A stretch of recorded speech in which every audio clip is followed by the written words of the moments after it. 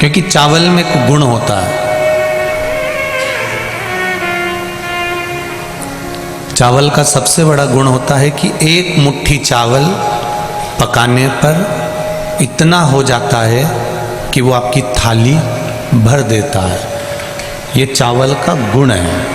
उसी तरह चावल पूजा की थाली में, पूजन के स्थान पर, पुण्य के स्थान पर, सत्कर्म की जगह पर, अच्छी जगह पर चावल का प्रयोग इसलिए किया जाता है कि आप उसमें से थोड़ा सा भी अगर दे रहे हो तो उसका फल आपको 1000 गुना प्राप्त होगा। इसलिए उसको अक्षत कहा जाता है, इसलिए उसको अक्षत बोलते हैं। अक्षय है वो, दे दिया उसने।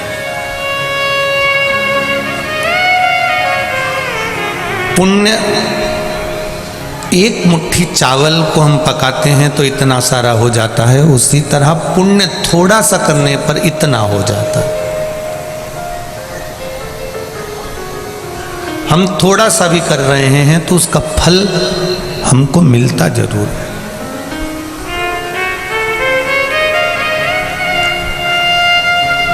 आप इतनी संख्या में, लाखों की संख्या में आप लोग कथा सुनने आ रहे हैं।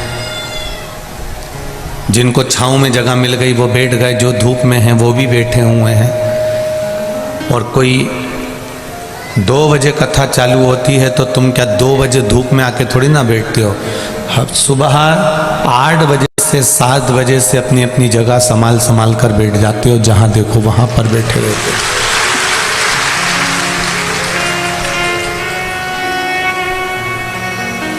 शायद कानपुर के लोग कह रहे थे, अभी कल्याणपुर वाले, हम सुबह जब आनंदेश्वर गए तो बता रहे थे इतना इंतजार तो गुरुजी शायद ही कानपुर वासियों ने किसी कथा का करा होगा जो आपका कथा का।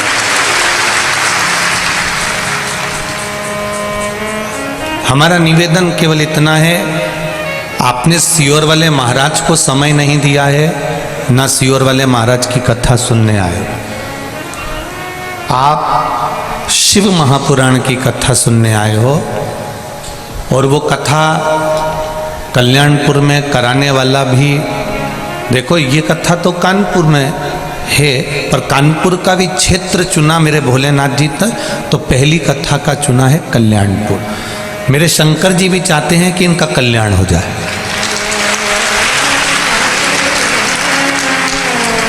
कल्याणपुर क्षेत्र चुना, और ये कथा, ये जितने भी जजमान बने हैं या जितने भी आयोजक समिति है, ये इनके बस की नहीं थी। इनने तो पहले दिन की भीड़ देख के ही हाथ पटक दिए थे। सीधी बात है, जो है वो है।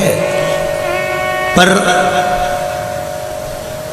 प्रशासन ने भी इनका कदम से कदम मिलाकर 2 कदम आगे चलकर पुलिस प्रशासन ने और यहाँ की प्रशासन ने साथ लिया। इनका साथ पत्रकारों ने, यहाँ के विधायक महोदय हुए, आमदार खासदार अर्थात आपके यहाँ क्या बोलते हैं, महापौर आदिक जो भी हैं, उन्होंने पार्षद आदिक जो भी हैं, उनका बहुत सहयोग और कहीं ना कहीं किसी न किसी रूप में मिला।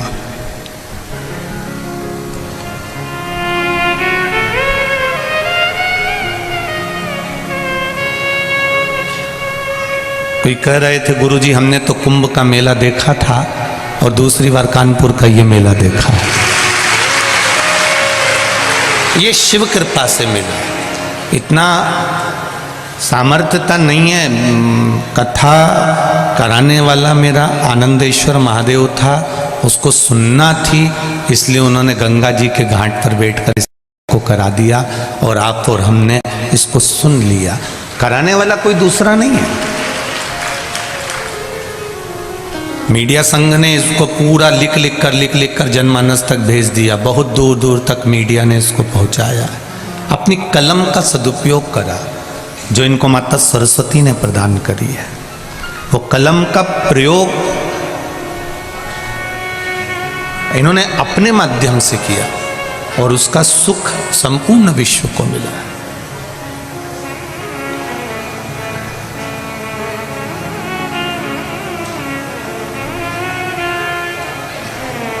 आगे बढ़कर भगवत स्मरण की भक्ति को धारण करना, थोड़ा सा पुण्य, थोड़ा सा चावल पकाने पर ज़्यादा हो जाता है, उसी तरह जैसे पुण्य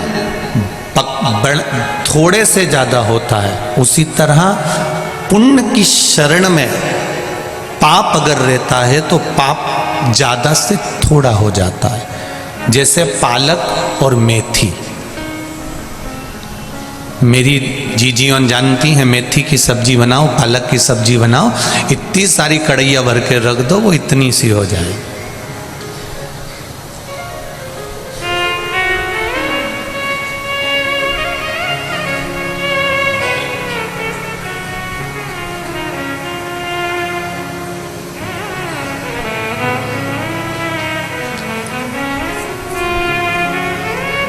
यहाँ पर ऐसा नियम है कि नहीं मालूम नहीं, पर मारवाड़ियों में ऐसा नियम है।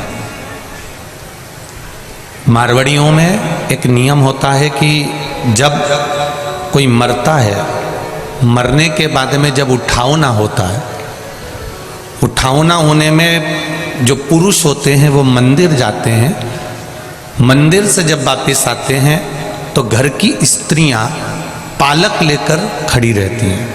अब यहाँ है कि नहीं मालूम नहीं, पर मारवाड़ में ऐसा नियम रहता है। अब वो पुरुष आया, स्त्रियों ने उस पालक को थोड़ा सा दिया, क्यों, उसका कारण क्या होता है? उसका कारण केवल इतना है कि कहीं कोई पाप कर्म अधिकता में रह गया हो तो परमात्मा उसको थोड़ा कर दे और हमारा जो पुण्य है उसको प्रबल कर दे। पुण्य की प्रबलता हो जाए और पाप थोड़ा हो जाए। महाराज,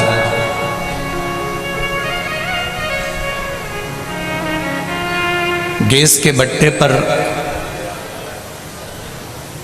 दूध को तपा रहे हो, थोड़ा तुमको कहीं जाना है और जल्दी है, तो गैस का जो खटका होता है उसको स्लो रखोगे कि तेज रखोगे?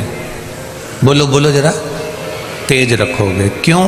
क्योंकि तुम्हें कहीं जाना है, तुम्हें कहीं पहुंचना है। जब तुम्हें कहीं पहुंचना है तो तुमने वो गैस का जो खटका है, गैस का जो बर्नर है, उसको तेज कर दिया कि दूध जल्दी पक जाएगा और मैं जल्दी चली जाऊंगी।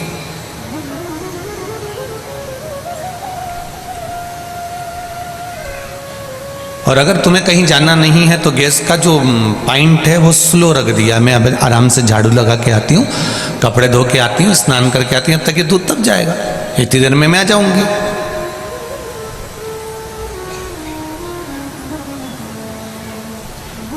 भजन का भी ऐसा ही बल है। आप अगर थोड़ा सा भजन का बल बढ़ाओगे, थोड़ा सा भजन का बल तेज कर दोगे, थोड़ा सा भक्ति का बल तेज कर दोगे, तो ये निश्चित है जैसे दूध तप जाता है, उकल जाता है, उफन जाता है, उसी तरह मेरे परमात्मा की कृपा भी उछल जाती है, उफन जाती है और वो आशीर्वाद दे ही देती है। अपने भजन के बल को बढ़ाने का थोड़ा सा प्रयास करिएगा, ज्यादा नहीं। हम फिर कहेंगे गाय के पीछे बछड़ा चलता है, पति के पीछे पत्नी चलती है, गुरु के पीछे चेला चलता है, और जो जल चढ़ाता है देवाधिदेव महादेव को, एक लोटा जल जो अपने घर से लेकर जा रहा है, मेरा महादेव उसके पीछे पीछे चलकर उसका कल्याण कर देता, वो निश्चित है।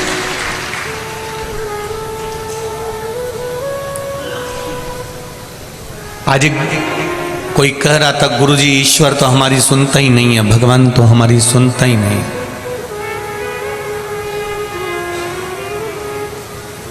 हम कहते हैं क्यों नहीं सुनता?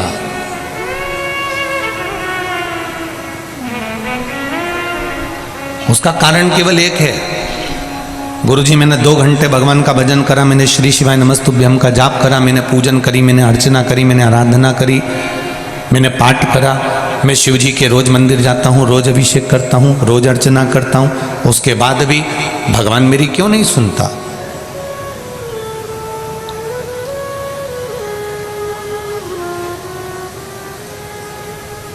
तुम 24 घंटे तुम्हारे पिता के साथ में रहते हो। मेरा बच्चों से निवेदन है, जो बच्चे कहते हैं भगवान हमारी नहीं सुनता, एक बार पशुपति व्रत करने के बाद तुम्हारा ये मन होता है कि मैंने जिसके लिए करा वो मेरा काम हो जाना चाहिए। होता है, ऐसा नहीं कर रहे कि नहीं होता, होता है।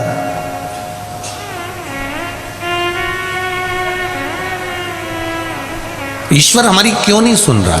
हमने पूजन करी, आराधना करी, अर्चना करी, पशुपति व्रत करे, जल चढ़ाया, धूप बत्ती लगाई, अगरबत्ती लगाई, सब करा हमने, फिर भगवान दिया भी लगाया हमने, भगवान ने क्यों नहीं सुना? मैं उनसे कहना चाहूंगा जो लोग कहते हैं कि ईश्वर हमारी क्यों नहीं सुनता, जो कहते हैं कि ईश्वर हमारी नहीं सुनता, मैं उनके लिए कहना चाहूंगा, मैं उनके लिए बोलना चाहूंगा कि एक बात का ध्यान रखिएगा,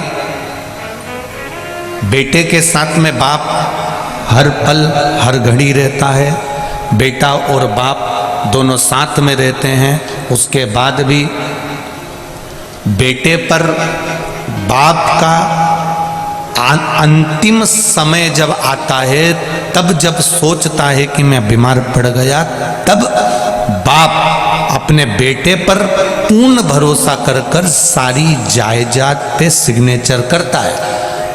क्या इससे पहले कर देता है क्या? कि तुम 2, 4, 8 साल पिता के साथ में रहे, 10 साल साथ में रहे और वो तुमको अपना मकान दे देगा, अपनी दुकान दे देगा, अपनी जमीन दे देगा, अपनी जायदाद दे देगा? नहीं देगा इतनी जल्दी। जब तक वो ये जान नहीं लेगा कि विश्वास पक्का हुआ कि नहीं हुआ, तब तक वो नहीं देगा अपनी जायदाद, अपना जो धन है, अपना जो वैभव है, वो जब तक नहीं देगा जब तक कि वो देख नहीं लेगा कि ये इसको विश्वास जागा कि नहीं जागा। आप एक बार पशुपति व्रत करें, मान लो अगर काम नहीं हुआ तो दूसरी बार ये विचार कर कर करना कि मेरे महादेव, मेरी पूजन में कौन सी कमी रह गई, आप आए नहीं और सुबह हो गई, क्या कमी थी मेरी पूजन में बाबा, कुछ तो रह गया होगा।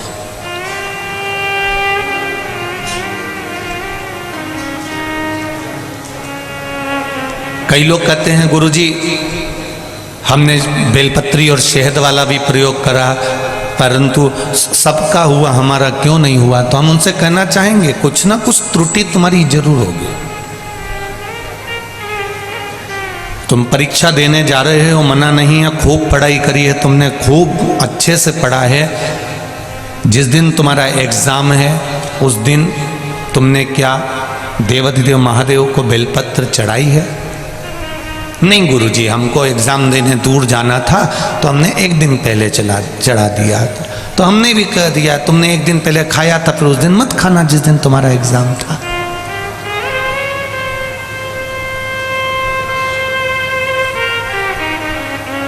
जिस दिन तुम्हारा एग्जाम है आप पढ़ाई करो, दिल से करो, उसके साथ में एक पत्र आया,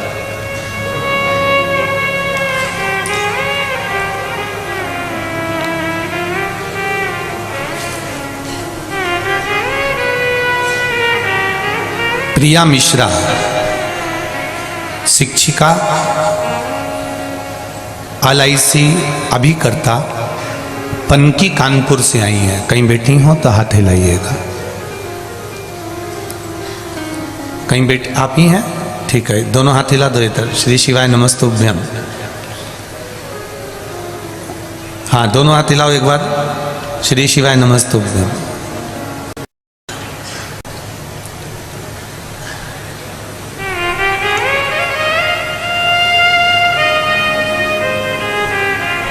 मैं क्या वर्णन करूं गुरुदेव,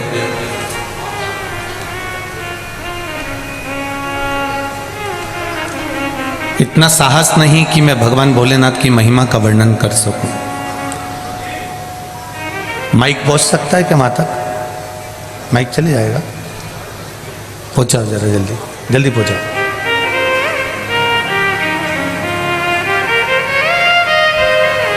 कार्यकर्ता एक दूसरे को माइक देते जाओ, पहुंच जाएगा।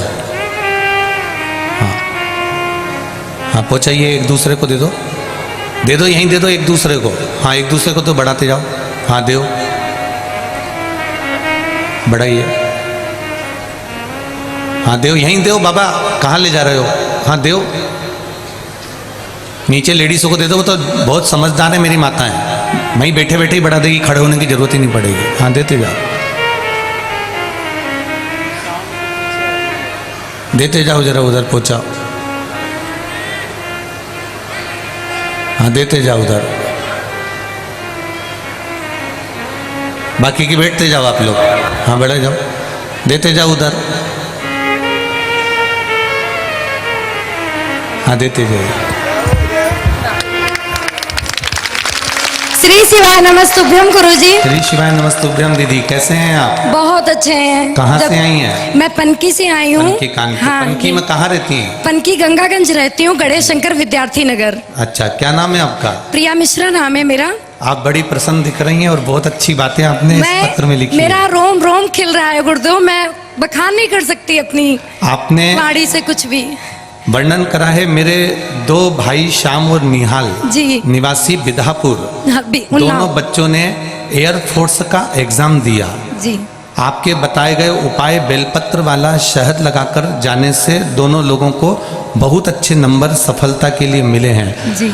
अब ये बताएं कि एग्जाम तो दिया थे जी, उसके बाद में काम अटक गया था जी। गुरुजी एग्जाम दे के आए, बहुत अच्छे नंबर मिले, लेकिन जब मेडिकल हुआ और रनिंग वगैरह हुई, दौड़ हुई, तो उसमें इन लोगों को ऐसा महसूस हुआ सब कुछ इतनी आसानी से होता चला गया मानो बाबा सब कुछ कर रहे हों। मेरा एक भाई तीसरा चौथा अटेम्प्ट था और एक भाई का पहला अटेम्प्ट था जी। मेडिकल में एक भाई को तो आंखों की थोड़ी सी प्रॉब्लम बता दी, उसमें भी उसने तुरंत मेडिकल क्लियर कर लिया, और एक भाई के 8 दांत खराब बता दिए और 5 किलो वजन कम कर बता दिया। फिर भोलेनाथ जी ने क्या किया वो बता दो। 15 दिन का टाइम दिया, सब लोगों के मन में निराशा आ गई, लेकिन मेरे अंदर एक जोश था, नहीं मेरे भैया आएंगे करेंगे आके। भोलेनाथ से मैंने अपना भाई बहन का रिश्ता बना के आपने लिखा इसमें, मैंने श्री शिवाय नमस्तुभ्यम का जाप मेरे पूरे परिवार ने करना प्रारंभ कर दिया, बच्चा बच्चा और एक लोटा जल हम दोनों भाइयों को ले जाकर शिव जी को चढ़ाना प्रारंभ कर दिया जी। बच्चा बच्चा जहाँ पर जो था वो वहीं से बैठकर श्री शिवाय नमस्तुभ्यम का जाप कर रहा था, और मानो अंदर स्वयं बाबा सब कुछ कर रहे हो। इतनी जल्दी सिलेक्शन लेटर हाथ में लेके बाहर आए ये दोनों। अब आपका दोनों भाइयों का सिलेक्शन लेटर हाथ में आ गया और बाबा ने कृपा कर दी। हर हर महादेव, बहुत बहुत बधाई आपको। आपको इंडियन एयरफोर्स में दोनों भाइयों की सर्विस लगने की बहुत बहुत बधाई। बैठिए। श्री शिवाय नमस्तुभ्यम। ये शिव है, परीक्षा बहुत लेता है, बस आपका दिल, आपका समर्पण, आपका चित्त, आपका मन भगवान में रमना चाहिए। उस बहन ने एग्जाम देने के साथ में विश्वास नहीं तोड़ा, उसने अपने भाइयों से कह दिया था कि तुम चलो। उस पत्र में लिखा है कि मैंने बेलपत्री पर शहद लगाकर शिव जी को चढ़वाया है, तो रिजल्ट तो वो देगा ही। पास भी हो गए पर ज्वाइनिंग लेटर नहीं है, क्योंकि 5 किलो वजन भी कम है, दांत में कुछ प्रॉब्लम भी है।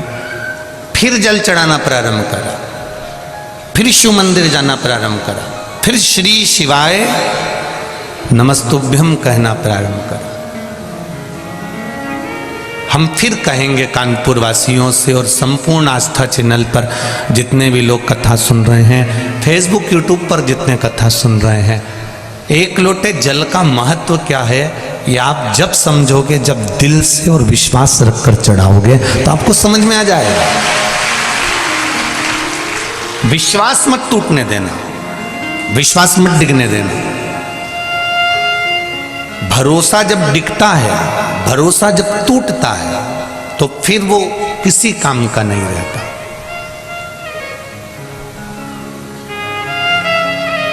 प्रहलाद से पूछा गया था कि इस खंबे में तेरा भगवान है, वो प्रहलाद ने कह दिया था खंबे में भगवान है। ध्रुव जी वन में बैठे हैं और नारद जी पूछ रहे हैं यहाँ बैठकर भगवान का भजन कर रहे हो, क्या वन में भगवान है? ध्रुव जी ने कह दिया था वन में भगवान है। मीराबाई से कहा था इस जहर के प्याले में भगवान है, हाँ इसमें भी अमृत है। इस सांप में भी परमात्मा है, सांप में भी परमात्मा है। इस शेर में भी परमात्मा है, शेर में भी परमात्मा है। नामदेव जी ने कह दिया था कि इस श्वान में, इस कुत्ते में भी परमात्मा का निवास है, तो घी की रोटी मैं दूंगा इस श्वान को। रामकृष्ण परमहंस जी स्वामी विवेकानंद जी से कहते हैं घट घट में परमात्मा समाया हुआ है, उसको प्रकट करने का तरीका आपको आना चाहिए। आपके शरीर में भी अग्नि है, इसलिए पंच तत्व में जब ये शरीर विलीन होता है तो अग्नि भी अपना शरीर भाग ले जाती है। आप थोड़ी देर हाथ घिसेंगे अग्नि प्रकट हो जाएगी। बोलो होती कि नहीं होती? हाथ गर्म हो जाता है और तेज घिसो तो छाला पड़ जाएगा, अग्नि प्रकट हो जाएगी। कपड़ों में भी अग्नि है, पत्थर में भी अग्नि है, लकड़ी में भी अग्नि है। ऐसी कोई वस्तु जिसमें अग्नि का भाव नहीं है, बस थोड़ा सा हाथ घिसोगे अग्नि प्रकट हो जाएगी। परमात्मा सब में है, कंकर में शंकर है, हर जगह पर मेरा देवादिदेव महादेव बैठा हुआ है, प्रत्येक जगह पर बैठा हुआ है, उसको प्राप्त करना पड़ेगा। कई लोग हमसे कहते हैं गुरुजी आप तो कहते हो कि शंकर जी के मंदिर जाओ, तुम्हारे घर के पास में जो शिव जी का मंदिर हो वहां जाओ, आप कभी ये क्यों नहीं कहते कि आप सीहोर आओ, कुबेरेश्वर धाम आओ? जब तुम्हारा अच्छा कर्म, जैसे ये हमारे लोग जितने भी यहाँ पर बैठे हुए हैं ये अच्छे से जानते हैं, जब किसी गांव में कोई घटना घटती है ना, कोई गांव में अगर किसी का एक्सीडेंट हो जाता है, किसी गांव में अगर कोई आग लग जाती है, किसी गांव में अगर कोई छोटी सी घटना घट जाती है, कोई मकान टूट गया, कोई गिर गया, पड़ गया, तो उसको डायरेक्ट कानपुर के हॉस्पिटल में लाके नहीं पटकते हैं। पहले उसको प्राथमिक उपचार के लिए गांव का जो हॉस्पिटल होता है पहले उसमें रखते हैं। बोलो रिजीजियो सही है कि गलत है? डायरेक्ट उसको गांव से शहर नहीं लाएंगे, पहले जो हॉस्पिटल गांव में है पहले प्राथमिक उपचार उसको गांव में दिया जाएगा, और प्राथमिक उपचार देने के बाद में फिर उसको पट्टी वगैरह करने के बाद, इंजेक्शन वगैरह लगाने के बाद गांव में जो डॉक्टर होगा वो देख लेगा, हॉस्पिटल का डॉक्टर देखकर फिर कह देगा इसको हमने कानपुर रेफर कर दिया है, हमने इसको ग्वालियर रेफर कर दिया, हमने इसको भोपाल भेज दिया है, हमने इसको इंदौर, हमने इसको दिल्ली भेज दिया, हमने इसको मुंबई भेज दिया। पहले प्राथमिक उपचार करेगा। गांव में अगर कोई घटना घटी है तो गांव का ही जो हॉस्पिटल होगा, गांव का ही जो डॉक्टर होगा वो चेक करेगा, वो उपचार देगा, और उपचार देने के बाद में फिर उपचार देने के बाद में वो फिर उसको बड़े हॉस्पिटल में भेज देगा, बड़े हॉस्पिटल में रेफर कर देगा। बोलो रे कानपुर वालों सही है कि गलत है? पहले गांव का डॉक्टर उसको देखेगा, प्राथमिक उपचार देगा, फिर उसको बड़े हॉस्पिटल में, फिर बड़े शहर में उसको भेजा जाएगा। उसी के जीवन में दुख आएगा, जब आपके जीवन में तकलीफ आएगी, जब आपके जीवन में कष्ट आएगा तो आप डायरेक्ट सीहोर दौड़कर नहीं आओगे। पहले आपको आपके नजदीक में जो महादेव का मंदिर है पहले वहां जाओ, पहले उनसे कहो, जब वो पट्टी मल्लम कर दे तब तुम काशी जाओ, तब तुम उज्जैनी जाओ, तब तुम सीहोर आओ। बड़े हॉस्पिटल में जाना है मना नहीं है, बाद में जाना, पहले थोड़ा प्राथमिक उपचार थोड़ा मिल जाए तुमको, थोड़ा प्राप्त हो जाए तुमको।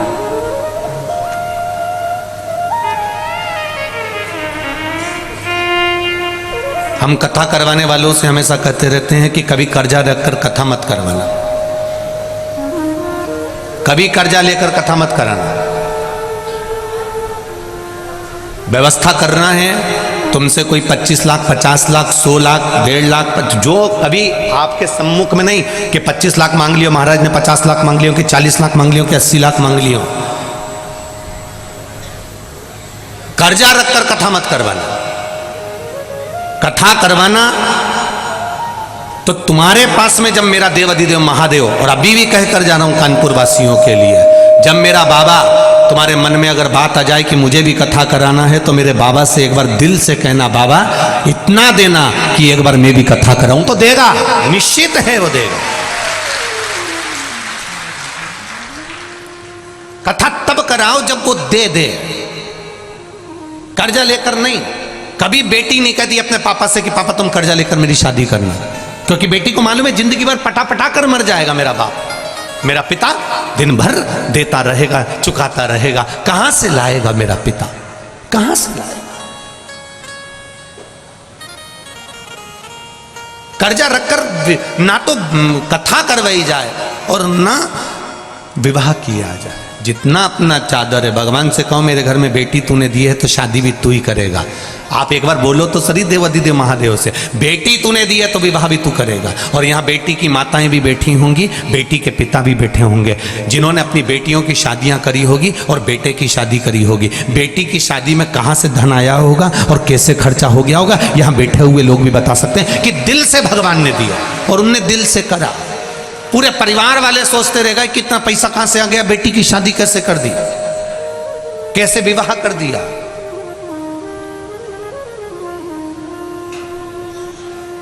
आप उससे कहो, मेरे आनंदेश्वर महादेव से, मेरे विश्वनाथ से, मेरे महाकाल राजा से, मेरे त्रिकालदर्शी, मेरे कैलाशी, मेरे अविनाशी, मेरे कुबेर भंडारी से कहो कि वो दे तुमको और तुम कथा कराओ।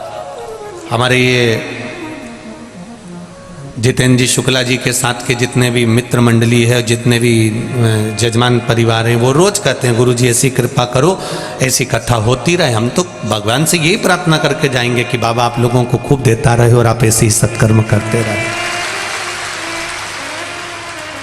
आज भी यजमान हमको जब लेर कर आए तब बोल रहे थे, कल वाले भी बोल रहे थे, परसों वाले, हमने उनसे एक ही बात कहा, बाबा से विनती करो, बाबा करेगा। उससे बस निवेदन करना हमारा काम है, हम कह सकते हैं बस, इससे ज्यादा कुछ। तेरे मंदिर में आना मेरा काम है और मेरी बिगड़ी बनाना तेरा काम। कोई सम्मुख नहीं आता, अंत समय तक, जन्म से लेकर मृत्यु तक कोई तुम्हारा साथ देने वाला नहीं होगा। माता के गर्भ से जब पैदा होगे तब भी अकेले होगे और मरोगे तब भी अकेले रहोगे, कोई साथ नहीं देगा। जो माँ के गर्भ में तुम्हारा पेट भरेगा, जो माता के स्तन में दूध देगा, वही मरते समय तुम्हें कफन देगा, वही लकड़ी देगा, वही अग्नि देगा, कोई दूसरा नहीं।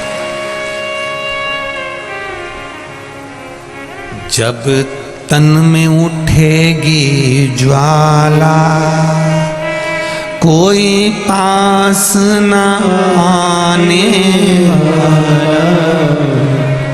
जब तन में उठेगी ज्वाला, अंत समय में चिता पर रख दिया जाएगा, जला दिया जाएगा।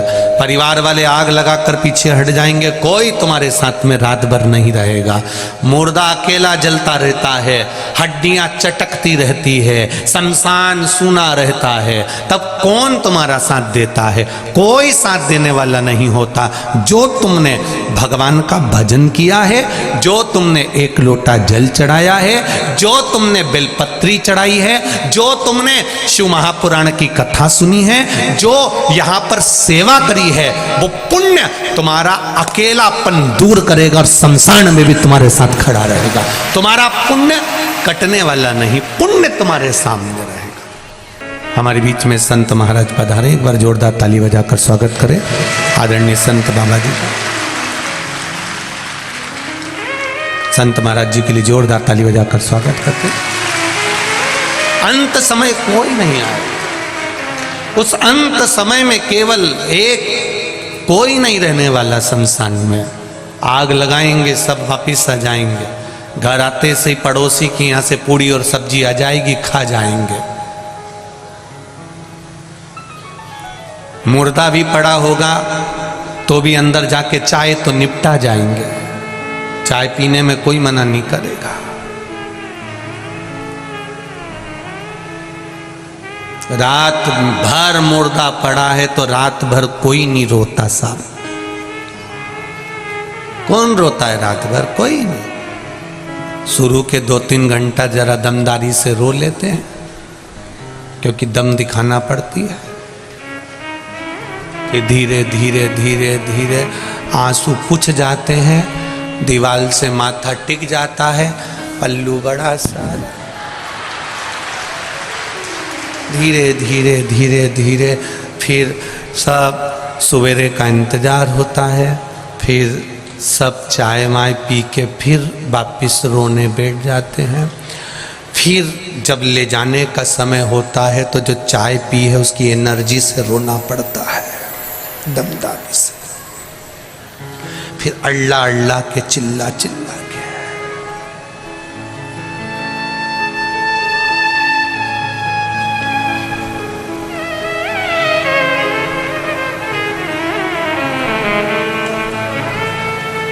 सब वो कहते हैं ना, एक राजा के लड़के के 4 मित्र थे। एक 24 घंटा साथ रहने वाला,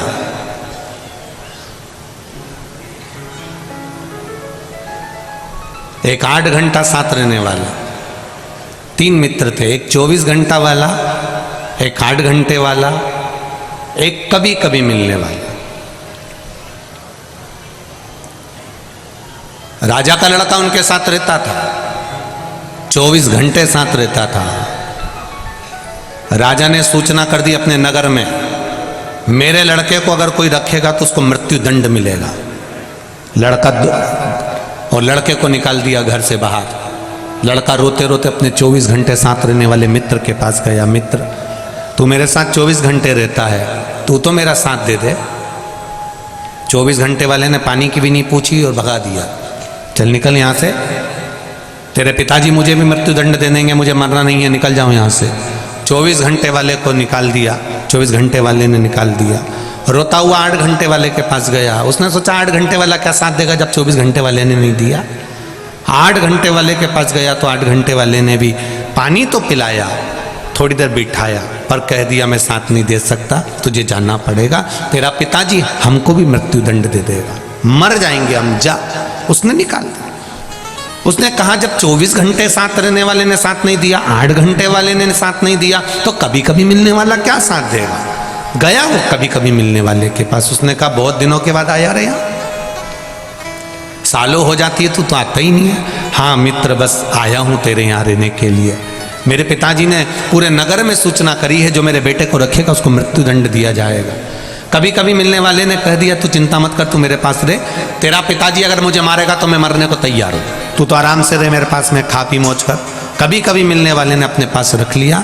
राजा को सूचना मिली, उसने उसको बुलाया, पूछा तुमने मेरे बेटे को रखा? हाँ। तुम्हें डर नहीं है? नहीं है। राजा ने अपने लड़के को राजपाट दे दिया, जो कभी कभी मिलने वाला था उसको मंत्री बना दिया।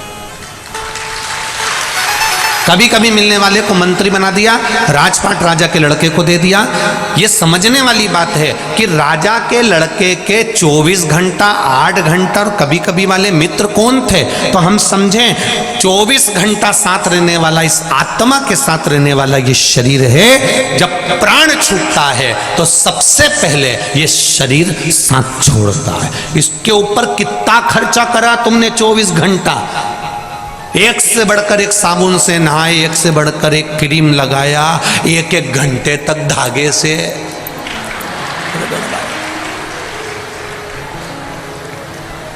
सोचो 24 घंटा साथ रहने वाले शरीर पर बादाम, काजू, पिस्ता, इलायची, बादाम, लड्डू, चाउमीन, कहीं डोसा, कहीं इडली, कितना खर्चा करा ये 24 घंटे साथ रहने वाले शरीर पर, कितना खर्च किया।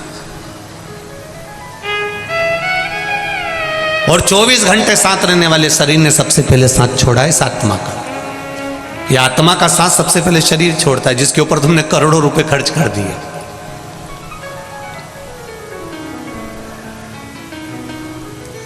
करोड़ों रुपए जिसके ऊपर खर्च करा, उसने सबसे पहले साथ छोड़ा। फिर 8 घंटे वाले होते हैं हमारे परिवार वाले, 8 घंटे से ज्यादा नहीं रोते।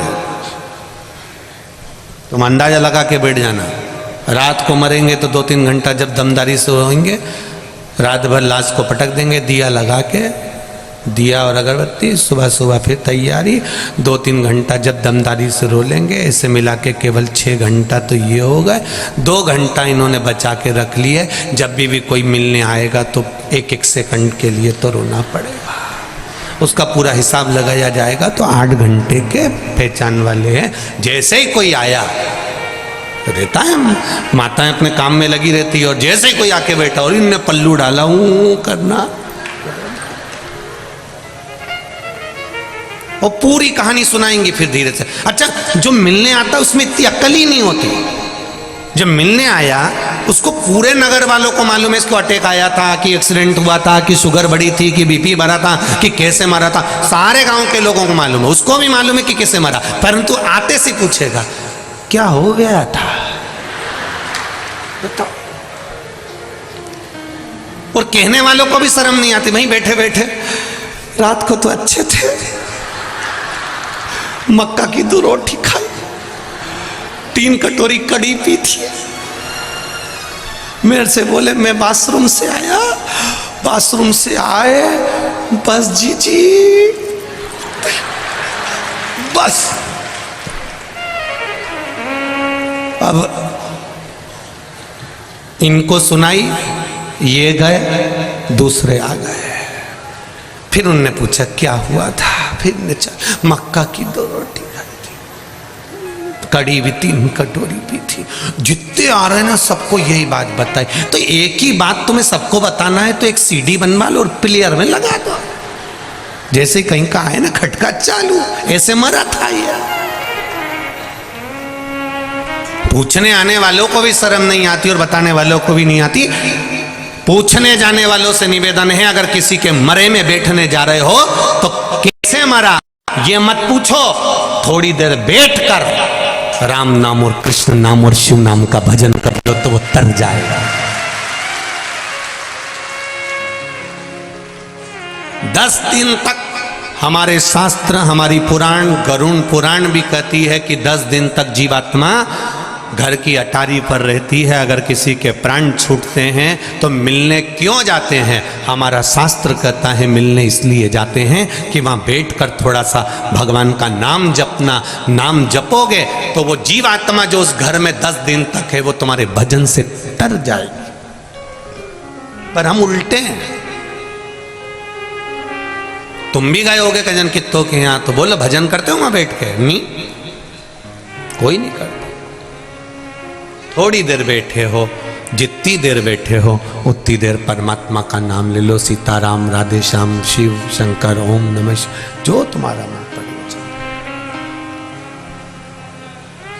8 घंटे साथ रहने वाले भी शमशान तक साथ निभाने के बाद में वापिस आ जाएंगे।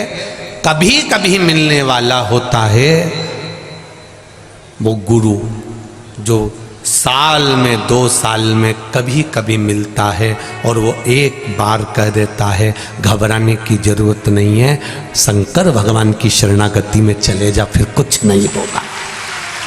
वो गुरु होता है।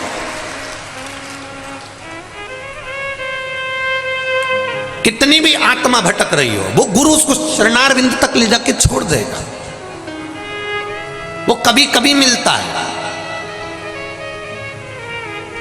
गुरु ऐसे नहीं मिल जाता, बहुत वो तो कानपुर वालों की किस्मत है, कानपुर वालों का तो भाग्य है जो अभी कथा मिल गई और इसके बाद में फिर वापिस 13 जनवरी से फिर कथा मिल जाएगी। तो ये तो 2-2 साल 3-3 साल पुरानी कथा है। ये मत सोचना कि ये 13 जनवरी वाली कथा अभी दे दी है गुरुजी ने कि यहाँ से, नहीं नहीं नहीं, ये कथा भी पुरानी है और वो कथा भी वही 2-3 साल पुरानी, जो जिन ने पुराने तत्व में ले रखी है वही कथा है। ये मत सोचना कि अभी की कथा है, सब पुरानी है। और इसके बाद में फिर कानपुर वालों के पास में फिर कथा 2-2.5 साल तक बड़ी मुश्किल है कि कहीं मिले। इंदौर में भी अभी 24 तारीख से 30 तारीख तक कथा है दलाल बाग में, 2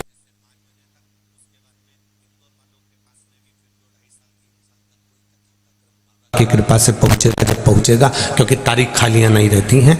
तो इंदौर वालों से भी कहूंगा, मौका मिल रहा है, इसके बाद में 1-2 साल मिले, योग लगे ना लगे, मौका है, सुन लो। और कानपुर वासियों से भी निवेदन है, ये अगर यहाँ आने से वंचित रह गए तो रेलवे ग्राउंड में 13 जनवरी से कथा को सुन लेना। उसके बाद 2 साल 4 साल 6 साल बाद मौका मिले ना मिले, वो योग बना है, उसको सुनो। रोज रोज हर बार इतने विशालतम कथाएं होना बड़ा कठिन होता है। आयोजक समिति भी करवाती है तो उसको मालूम पड़ता है, इतने लोगों को भोजन व्यवस्था करना, संभालना, रात भर व्यवस्थाओं में लगे रहना कोई सहज बात नहीं है, सरल नहीं है। अपने नगर क्षेत्र में और फिर आगे 3 दिसंबर से 24 तारीख से 30 तारीख तक ये इंदौर में कथा रहेगी। 3 दिसंबर से बड़ौदा के लेप्रेसी ग्राउंड में, बड़ौदा गुजरात में शिव महापुराण की कथा रहेगी। वो भी एक आनंद का विषय रहेगी, क्योंकि बड़ौदा नगर में भगवान शंकर स्वयं आनंद के साथ में पूरे बड़ौदा के आसपास में शिव जी चारों तरफ विराज रहे हैं। और गुजरात वासियों का तो भाग्य है जो कथा मिली है।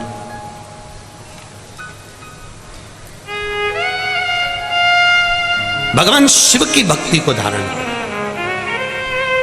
कभी कभी मिलने वाला होता है सतगुरु, जो कह देगा 24 घंटे साथ रहने वाला शरीर है, आत्मा के साथ रह रहा है। 8 घंटे वाले रिश्तेदार परिवार वाले हैं। और कभी कभी मिलने वाला गुरु इस आत्मा को समझाकर परमात्मा तक छोड़ देता है। वो कहता है कि तुम शिव पर विश्वास करो, संसार पर नहीं। संसार तो मिथ्या है, झूठा है।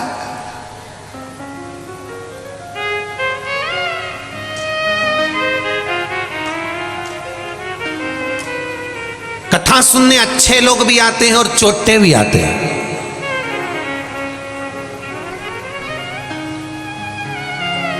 तुम्हारा ध्यान भोलेनाथ पर रहता है और चोटे का ध्यान तुम्हारी चेन और अंगूठी और मोबाइल और पर्स पर रहता है। अब एक बात हम पहले भी कथा में कही, आज फिर कहेंगे। तुम्हारी वस्तु चोरी चली गई 2 साल में, 3 साल में, वो जो चेन गई या अंगूठी गई या पर्स गया या मोबाइल गया, वो 2-1 साल में बाबा ने फिर तुमको दिला दिया। पर चोटा तो हर कथा में पहुंचता है, तो वो भी चोटा की चोटा ही रहता है। वो आज तक चोटे से प्रमोशन ही नहीं हुआ उसका। जब 25-50 हजार रुपए की 2-4 हजार, 10 हजार, 20 हजार के मोबाइल चुरा लिए, 50 हजार की चेन अंगूठी चुरा ली, तो करोड़पति हो जाना था अभी तक तो उसको, लखपति बन जाना था अभी तक तो उसको, अरबपति बन जाना था उसको तो अभी तक। पर अभी तक भी वो चोटा की चोटा ही है, उसका प्रमोशन ही नहीं हुआ बापड़े का। और जितने चोटे बैठे हैं, छुप छुप कर उनसे निवेदन है, थोड़ा सा समझ जाओ। चोरी करने के लिए भी बहुत सारी जगह है, पर यहाँ गरीब जब आते हैं कथा सुनने के लिए, साधारण सा व्यक्ति आता है, उसका कोई सामान खोता है ना, दिल से बद्दुआ देता है। तुम्हारे पूर्वज भी रोते होंगे तुमको देखकर कि मेरी औलाद क्या गलत काम कर रही है। थोड़ा समझिएगा, थोड़ा।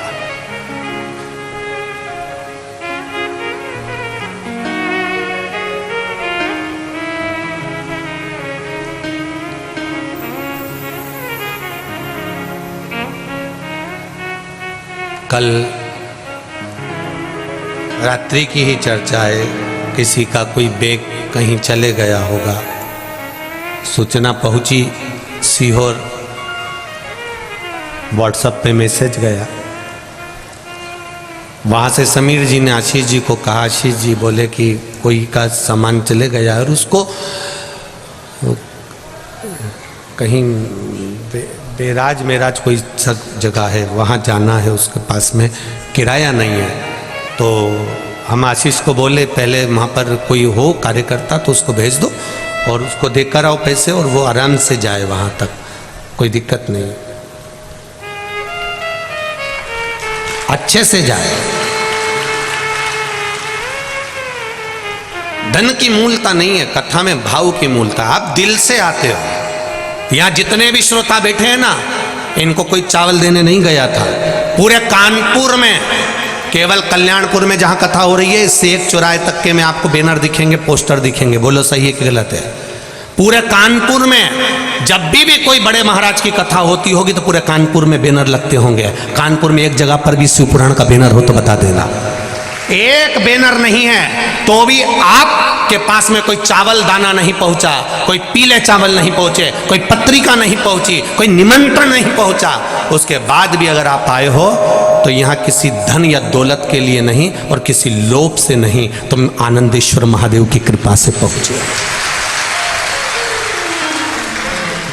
तुम आनंदेश्वर भगवान की कृपा से अपना शुद्ध भाव लेकर आए हो। यहाँ कोई दिखावे के लिए नहीं आया। पूरे कानपुर में एक बैनर बता दो, एक पोस्टर बता दो तो बात दूसरी है। केवल इस यहां से लेकर आगे चौराहे तक के बीच में, उसके सिवाय कहीं बैनर नहीं मिलेगा, कहीं निमंत्रण पत्र नहीं मिलेगा, कोई निमंत्रण, कोई।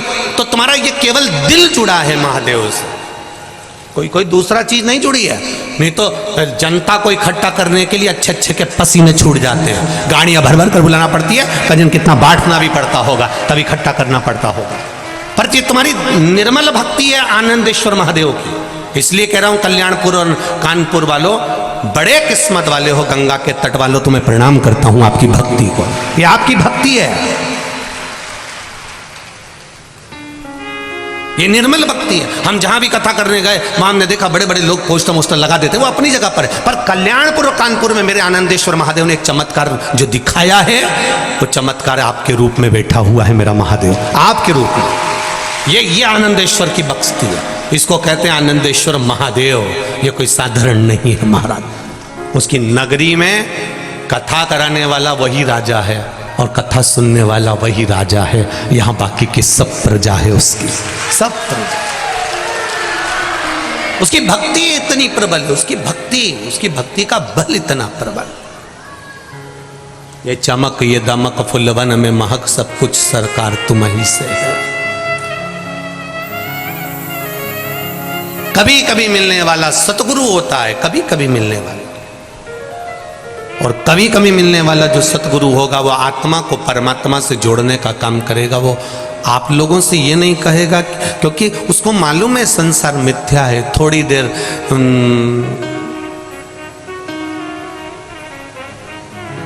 तो वो एक पहले एक कोई गीत बना था कि थोड़ी देर रोगे कि चाय पीने चले,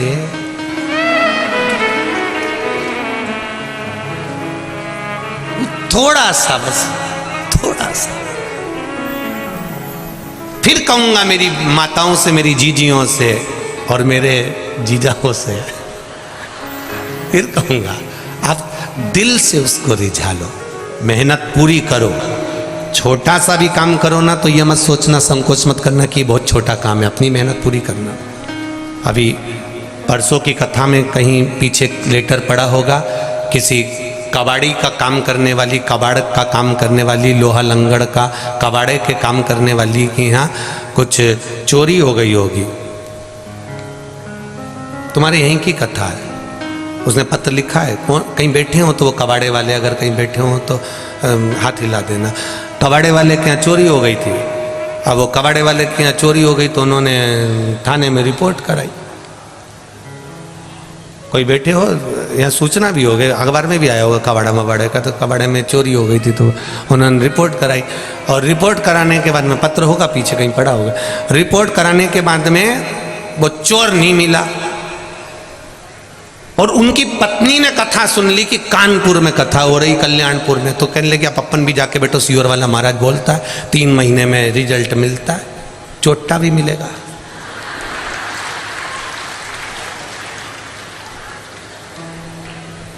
पत्र पीछे होंगे, मैं कहूंगा जब आपको समय मिले तो उसमें छाटना, कल बता देंगे।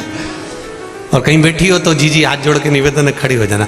और उसने कथा आकर सुनी, और कथा सुन के जब घर गई तो उसके पति ने कहा चोर पकड़ा गया, चोर पकड़ा गया। कहाँ है तो कि थाने में बंद है। थानेदार का फोन आया था कि चोर पकड़ा गया। ये शिव तत्व है, ये शंकर है। कहे दरोगा का फोन आया था, वहां चोर पकड़ा गया। कोई कबाड़ा वाला होगा यहीं कहीं का, तो उसके यहां हो गया। अब देखिए शिव भक्ति कितनी प्रबल होगी, शंकर का विश्वास कितना प्रबल होगा, इनको शिव वाणी में कितना विश्वास होगा। इसलिए आपको कल कथा में कहा था, हवा में केवल कचरा रुख बदलता है, हवा में पत्थर पत्थर रुख नहीं बदलता, उसी तरह जो शंकर का उपासक होता है, शंकर का भक्त होता है, शिव को मानने वाला होता है, वो जरा से हवा के चक्कर में रुख नहीं बदलता, वो अपनी भक्ति में दृढ़ रहता है, दृढ़ रहता है। सावन का महीना है, जल चढ़ाने जा रहा है, गंगा उफान पर है, जल चढ़ाने जा रहा है, बरस रहा पानी, जल चढ़ाने जा रहा है, तपती हुई गर्मी है, जल चढ़ाने जा रहा है, ठंड पड़ रही है तो भी जल चढ़ाने जा रहा है, पत्थर ठंडा हो रहा है तो भी जल चढ़ाने जा रहा है। उसका विश्वास दृढ़ है, उसका भरोसा पक्का है।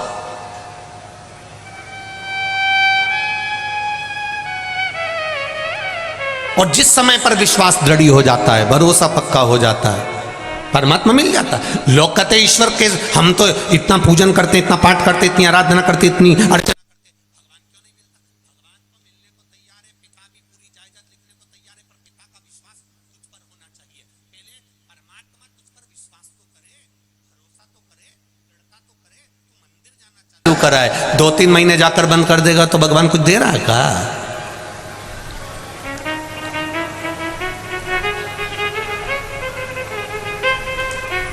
एक नौकरानी 2 महीना काम कर कर चली जाती है तो सेठानी उसको बहुत कुछ देती है क्या?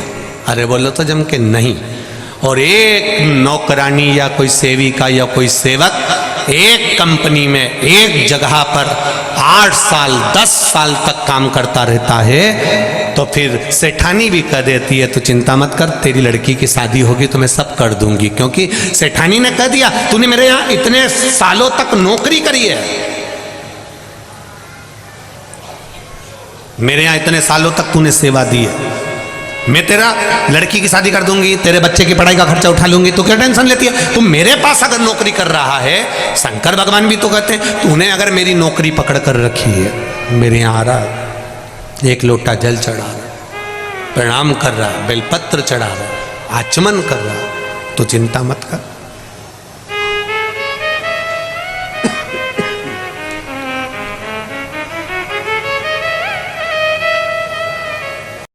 लाखों के दुखड़े जो तू हर गया डमरू वाले, तो मेरे दुखड़ों को देख कर क्यों डर गया डमरू वाले। हो सकता है हमारे दुख बहुत ज्यादा हो, हमारी तकलीफें ज्यादा हो, हमारे कष्ट ज्यादा हो, पर विश्वास भी तो ज्यादा होना चाहिए, भरोसा भी तो पूर्ण होना चाहिए। जब भरोसा पूर्ण होगा, विश्वास दृढ़ होगा तो परमात्मा मिलेगा। अंधकासुर की कथा कर रही है, भगवान शिव तप में लीन थे, साधना में बैठे हुए थे, कुछ देर के लिए भगवान के नेत्र खुले, नेत्र खुलते से एक अश्रु निकला, वो आंसू से एक पुत्र ने जन्म लिया, वो अश्रु से एक बेटे ने जन्म लिया जिसका नाम अंधकासुर था। एक लड़का जन्म लेता है, एक पुत्र जन्म लेता है अंधकासुर। जब अंधकासुर ने जन्म ले लिया, पार्वती जी ने उसको गोदी में ले लिया। शिव जी कह रहे हैं पार्वती इसको उठाकर फेंक दो, इस बालक को अपने पास में नहीं रखना है, इसको उठाओ समुद्र में डाल दो, क्योंकि ये मेरे नेत्र बंद करने के बाद जन्मा, ये मेरे नेत्र बंद करने के बाद जन्म लिया, इसको उठाओ और समुद्र में डाल दो, इसको नहीं रखना अपने। महाराज पार्वती जी ने उसको हृदय से लगाया, ये मेरा पुत्र है, ये मेरा बेटा है, और जब मेरा पुत्र है, मेरा बेटा है, तो मैं इसको कैसे मार सकती हूँ, इसको कैसे मैं समुद्र में डाल सकती हूँ?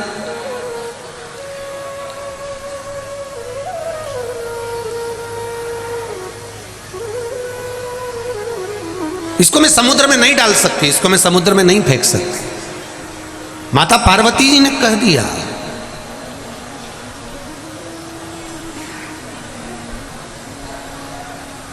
अब माता पार्वती जी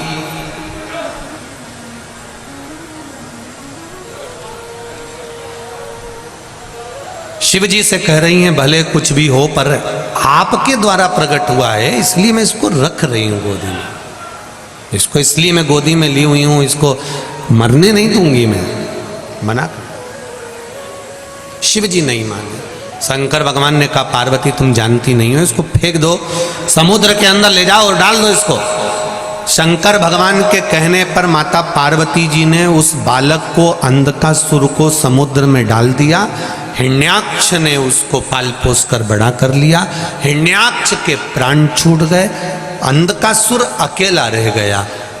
अकेला रहा तो उसने ब्रह्मा जी से वर प्राप्त करा कि मुझे वर दीजिए कि मैं कभी मरूं ना, मेरे प्राण कभी नहीं छूटे, मेरे प्राण जाए ना, ये वर मुझे दे दो।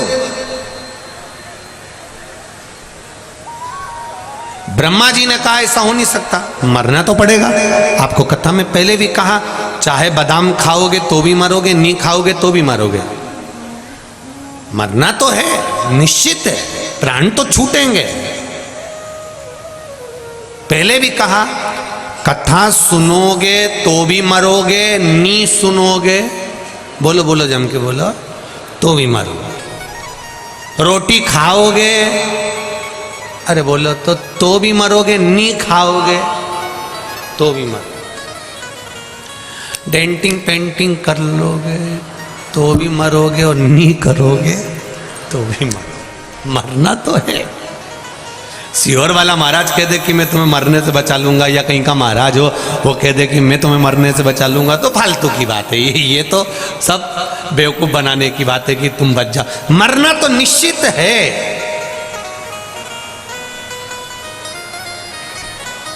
फिर हम कथा काय को सुने महाराज, जब तुम कह रहे हो कि मरोगे, कथा सुनोगे तो मरोगे, नहीं सुनोगे तो मरोगे, फिर कथा क्यों सुने?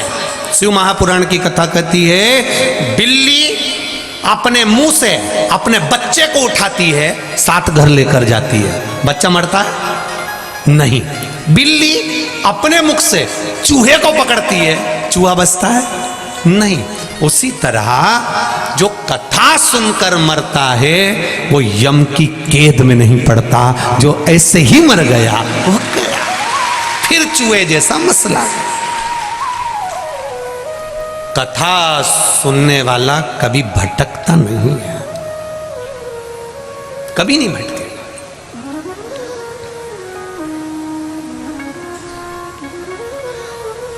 इतने सारे लोग बैठे हो, मान लो चाबी तुम्हारी कहीं खो जाए घर की, अभी तुम यहां से जाओ और चाबी तुम्हारी कहीं खो जाए, परेशान होगे कि नहीं होगे? अरे बोलो तो जम के, होगे ना। फिर क्या करोगे? मैं वापिस जाती हूं, मैं जहां बैठी थी वहां पे ढूंढती हूं, फिर आई, फिर ढूंढी, नहीं मिली। अब क्या कर रही है? मैं उसी रास्ते पे जाती हूं जहां मेरी चाबी से मैं आई थी ना, तो चाबी तो मेरे पल्लू में ही थी, चाबी तो मैं लेके गई थी, चाबी तो हमारा कमर में खुशी हुई थी, फिर चाबी कहीं का, फिर उस रास्ते भर चाबी ढूंढती ढूंढती, पड़ोसन भी पूछ रही क्या हो गया, चाबी नहीं मिल रही, ढूंढती ढूंढती ढूंढती ढूंढती आई। चाबी भूल जाओगे, चाबी छोड़ जाओगे तो घर जाकर कितनी परेशानी देखना पड़ेगी, जरा विचार करो। चाबी गुम जाए, मोबाइल गुम जाए, किसी बाहर मुंबई गए और तुम्हारे पास में से एड्रेस गुम गया या मोबाइल नंबर गुम गया, कितना परेशान हो गए। एक चाबी गुम जाती है तो परेशान होना पड़ता है, वापिस लौट कर आकर चाबी ढूंढना पड़ता है। उसी तरह मरते समय परमात्मा का नाम भूल गए तो वापिस आना पड़ेगा, ढूंढना पड़ेगा, फिर ढूंढो, वापिस ढूंढो। चाबी खो जाए तो कितना परेशान होना पड़ता, वापिस आओ, देखो मिलेगी, फिर परमात्मा का नाम भूल गए, मृत्यु के समय पर, अंत समय पर परमात्मा याद नहीं आया, राम कृष्ण शिव मेरा याद नहीं आया, अंतिम समय में प्राण छूट रहे, भगवान याद नहीं आया, संसार में आसक्तियों में, वासनाओं में, तृष्णाओं में पड़े रहे, नहीं आया परमात्मा याद, चाबी गई। फिर भगवान से कहा, प्रभु मुझे एक बार फिर जन्म दे दो। 84 लाख योनियां मनुष्य की जो पीछे की 83,99,999 जो योनियां काट कर 84 लाखवीं योनि में पहुंचे हो, वो ऐसे ही थोड़ी ना पहुंच गए। वो चाबी के चक्कर में आना पड़ रहा है कि भगवान के द्वार पर जाने की वो चाबी कौन सी है। तो वो चाबी कोई दूसरी नहीं, श्री शिवाय नमस्तुभ्यम, वो चाबी है जो मंजिल तक पहुंचा दे। ये पत्राएं देखिए,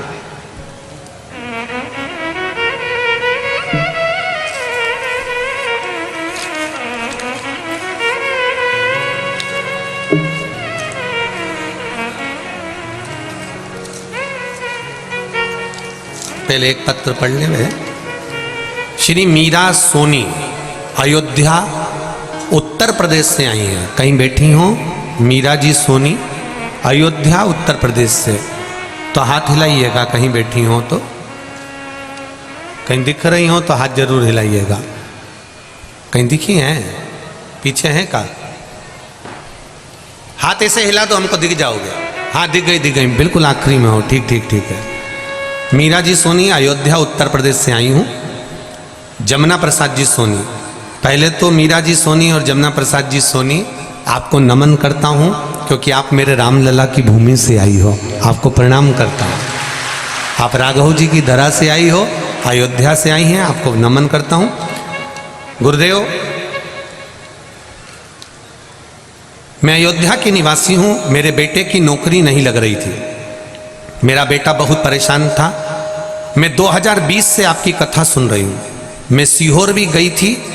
सीहोर में मैंने आपकी कथा सुनी और पंडाल में बैठकर मैं बाबा भोलेनाथ से बोल कर आई थी कि कुबेरेश्वर बाबा की धरा पर कथा सुनने का महत्व गुरुजी बोलते हैं।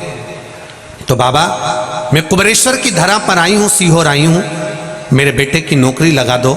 मैं पुनः किसी भी पंडाल में जाकर कथा जरूर सुनूंगी। गुरुजी, बाबा के आशीर्वाद से, भोलेनाथ के आशीर्वाद से मेरा बेटा उत्तर प्रदेश पुलिस में उप निरीक्षक दरोगा के पद पर चयनित हो गया है। इसलिए मैं बाबा को प्रणाम करने इस पंडाल में पहुंची हूँ। मीरा सोनी, जमुना प्रसाद सोनी, अयोध्या उत्तर प्रदेश। प्रणाम करता हूँ। मीरा जी बहुत बहुत बधाई आपको। जमुना प्रसाद जी बहुत बहुत बधाई। बैठिए। एक पत्र और देखिए, बड़ा सुंदर। मेरा नाम पुष्पा अवस्थी है। मैं ऋषि नगर शुक्लागंज उन्नाव में रहती हूँ। कहीं बैठी हो तो हाथ हिलाइएगा। कहीं बैठी हो तो दोनों हाथ हिलाइएगा। पुष्पा अवस्थी,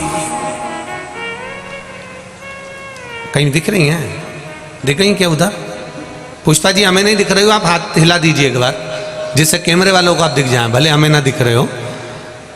दिख गए कैमरे वाले को? राइट वाले पंडाल में है, सीधे हाथ पे जो पंडाल है वहां पर। दोनों हाथ हिला दो एक बार। पुष्पा जी आप, हाँ आप ही हैं? दिख गए, ठीक है ठीक है। श्री शिवाय नमस्तुभ्यम। गुरुजी, मैं शिव की महिमा का क्या बखान करूं, शब्दों में वर्णन नहीं। मेरा बेटा पीयूष अवस्थी बैंक की परीक्षा की तैयारी कर रहा था। सन 2020 से ग्रेजुएशन हुआ।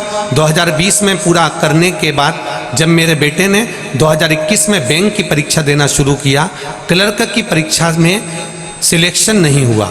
तब हम लोग बहुत परेशान हो गए, कुछ समझ में नहीं आया। तब मैंने आपका बताया हुआ उपाय महाशिवपुराण से पशुपतिनाथ का व्रत करना शुरू किया। अगली परीक्षा का फॉर्म आया।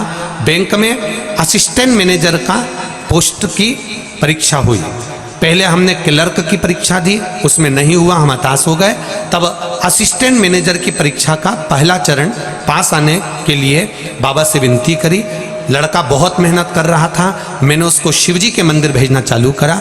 पढ़ाई के साथ में शंकर पर विश्वास करा और बाबा की कृपा से पहला चरण पास आने लगा। और पास आते आते पढ़ाई में आपके बताए गए उपाय करते रहे। मैं हर सोमवार पशुपति व्रत करने जाती थी। पहले चरण की परीक्षा वाली सुबह बेटे से बेलपत्र पर शहद लगवा कर भेजा। शिव मंदिर जाके बेलपत्र चढ़वाई और बाबा की कृपा से मंत्र कुंदकेश्वर महादेव का नाम लिया। शहद वाला बेलपत्र का प्रयोग करा। महादेव की कृपा से पहला चरण मेरा बेटा पास हुआ। मेरी पूजा भी साथ साथ चलती रही। जिस दिन परीक्षा का दूसरा चरण था गुरुदेव, 22 जनवरी 2022 को कड़ाके की ठंड पड़ रही थी और बहुत तेज ठंड थी गुरुदेव। पता नहीं बाबा परीक्षा ले रहे थे, रेनकोट पहनकर, बेटा पन्नी बांधकर, तब बेटा और पति मोटरसाइकिल से मंदिर की ओर निकले। बेटे ने मेहनत बहुत करी थी गुरुदेव, और शिवजी को जाकर बेलपत्र फिर लगाया। बाबा को बेलपत्र चढ़ाकर शहद लगाकर बाबा को आए। महादेव की कृपा से गुरुदेव दूसरा जो इंटरव्यू हुआ उस समय पर मेरे बेटे को फाइनल रिजल्ट आ गया और मेरा बेटा मैनेजर की पोस्ट पर जाकर बैठ गया। ये शिव की कृपा है।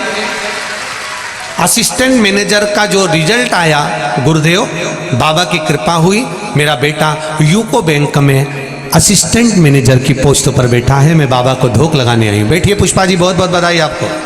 श्री शिवाय नमस्तुभ्यं। तीसरा पत्र भी देखिए, जिसमें एक बहुत बड़ी कंपनी में एक साधारण सी माँ के बेटे की नौकरी लग जाती है। कितनी खुश होकर कहती है, हंसु त्रिपाठी दिल्ली करवाल नगर से आई हैं। कहीं बैठी हो अंशु त्रिपाठी, कहीं बैठी हो तो हाथ हिलाइएगा। आप ही हैं? श्री शिवाय नमस्तुभ्यं, दोनों हाथ हिला दीजिए। अंशु त्रिपाठी, पशुपतिनाथ के व्रत का क्या मैं वर्णन करूं।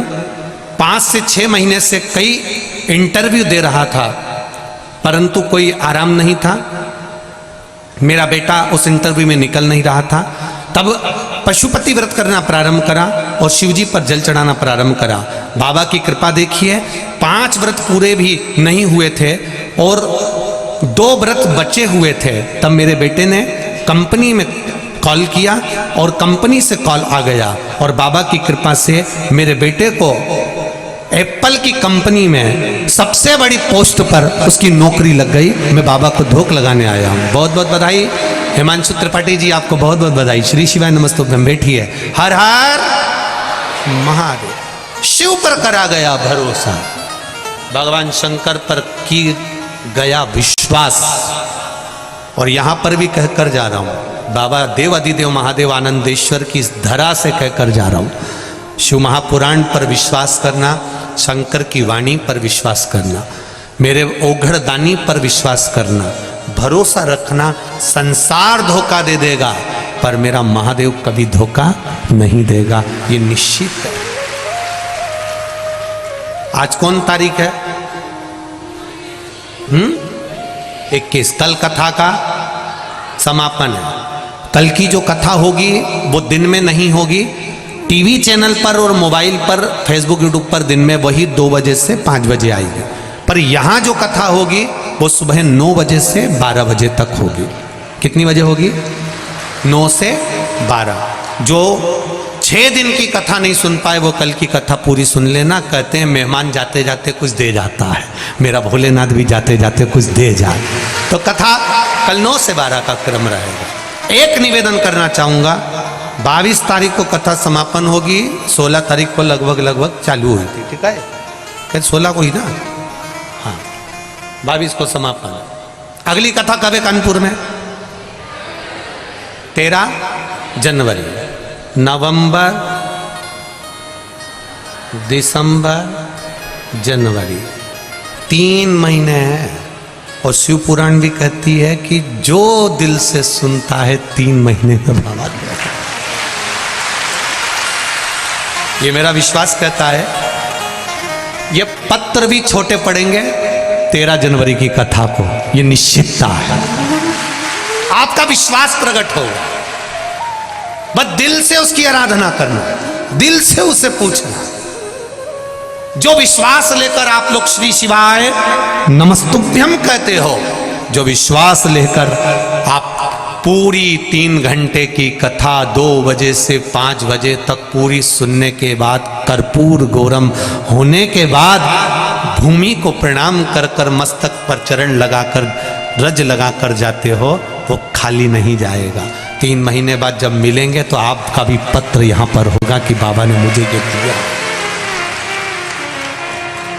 ये मुझे दिया है बाबा ने, ये उसकी कृपा है। इतनी जल्दी 2-3 महीने में कथा कहीं नहीं हुई, परंतु क्या पता आनंदेश्वर महादेव ने क्या कृपा करी है। ये तो उसकी मर्जी है, उसकी करुणा है। अंधकासुर ने कहा मेरे प्राण ना छूटे, मैं मरूं नहीं, ऐसा कुछ कर दीजिए। मरना निश्चित है,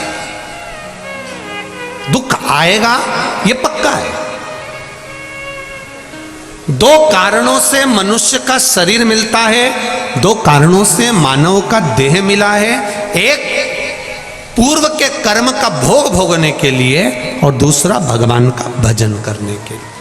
ये 2 कारण हमारे को मिले हैं। ये 2 कारणों से मनुष्य का शरीर मिला है। ये 2 कारणों से मानव की देह मिली है, मानव का शरीर। 2 कारण है हमारे जन्म के। एक भगवान का भजन करो, दूसरा कर्म का भोग भोगो। कोई तुमसे कह दे कि तुम्हें दुख नहीं आएगा, आएगा। पर शिव महापुराण की कथा सुनी है तो थोड़ा सेफ रहोगे। आएगा जरूर, सामने आएगा। ये कोरोना की वैक्सीन काय को लगवाई थी? कई लोगों ने बहुत डराया, हाथ टेढ़ा हो जाएगा, 4-6 दिन तक बुखार आएगा। जो विरोधी थे उन्होंने डराने का बहुत प्रयास करा कि ये ऐसा हो जाएगा, वैसा हो जाएगा, कोरोना का इंजेक्शन मत लगवाना, तो वैक्सीन मत लेना। लोगों ने खूब डराया।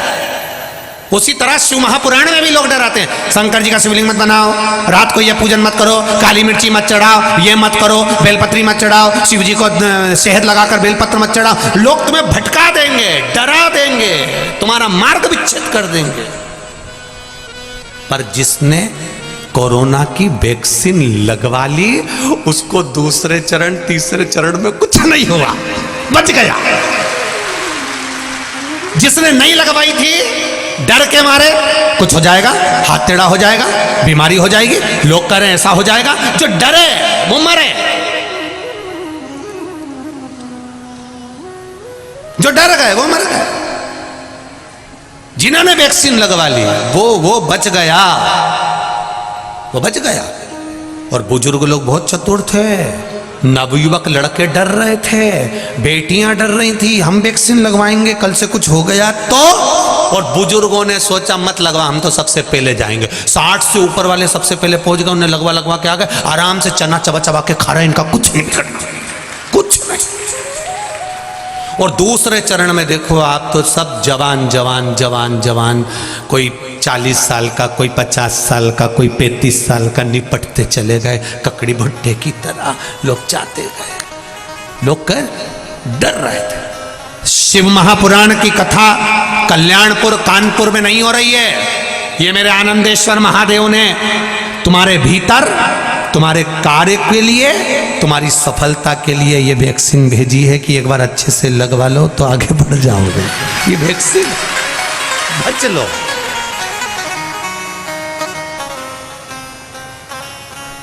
लगाओ वैक्सीन का, वो सुख है। दुख आएगा ये निश्चित है। कोई महाराज तुमसे कह रहे कि तुम्हें दुख नहीं आएगा, तो ऐसे महाराज जी से हमको भी मिला देना, उसमें कोई दिक्कत वाली बात नहीं है। दांत में दर्द भी होगा, हाथ में जकड़न भी होगी, शरीर में कष्ट भी होगा, घुटने भी दुखेंगे, शरीर भी दुखेगा, ये निश्चित है। पर अगर शंकर भगवान पर विश्वास किया, भरोसा करा, एक बेलपत्र या शंकर जी पे चढ़ा हुआ जल का आचमन करा, तो ये जरूर है कि जैसे वैक्सीन धीरे धीरे काम करती है और फिर आप पर कोरोना को हावी नहीं होने देती, उसी तरह हमारे दुख को हमारे ऊपर ये शिव पुराण हावी नहीं होने देती, बचा लेती, बचाएगी शिव पुराण। जिसने दिल से सुनी है वो सामने आकर खड़ी हो जाती है, ये प्रूफ है। क्लर्क की नौकरी नहीं देना थी भगवान को, सीधे मैनेजर की पोस्ट देना थी, तो नहीं करवाया, वो टूट गई। उन्होंने लिखा है कि मेरा दिल टूट गया, हृदय टूट गया कि मैंने पशुपति व्रत करा और मेरे बेटे का नहीं हुआ। क्लर्क की नौकरी नहीं देना थी ना, तूने पशुपति व्रत करा था, हमारा एक छोटा सा काम नहीं होता तो हम बुरा मान जाते हैं, हमारा छोटा सा काम नहीं होता तो हम दुखी हो जाते हैं, हमारा एक काम नहीं हुआ तो हम पशुपति व्रत करना बंद कर देते हैं, हमारा जरा सा काम नहीं हुआ तो हमें दुख हो जाता है।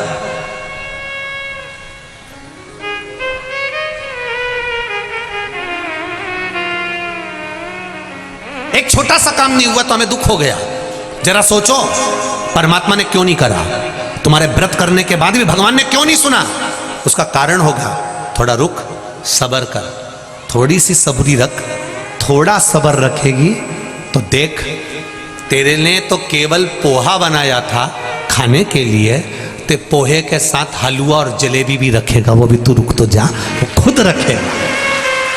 तू थोड़ा सा विश्वास तो रख, रुक थोड़ा, संभल थोड़ा, घबराना नहीं कि मैंने व्रत करा, मैंने उपास करा, मैंने शिव जी की आराधना करी, मैं रोज 1 लोटा पानी चढ़ाने जाती हूँ, मैं शंकर जी के मंदिर जाती हूँ, मैं आनंदेश्वर महादेव के मंदिर जाती हूँ, मैं शिव जी की आराधना करने जाती हूँ, भगवान मेरी नहीं सुन रहा। थोड़ा रुक, शांति रख, संभल, शिव जी के भजन को और विश्वास की जरूरत है, और दृढ़ होते जा, और भरोसा पक्का करते जा, सुनेगा, सुनेगा।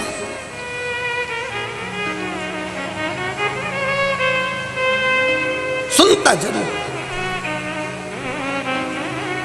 और जब वो सुनेगा तो सुख का अनुभव अपने आप हो, अपने आप।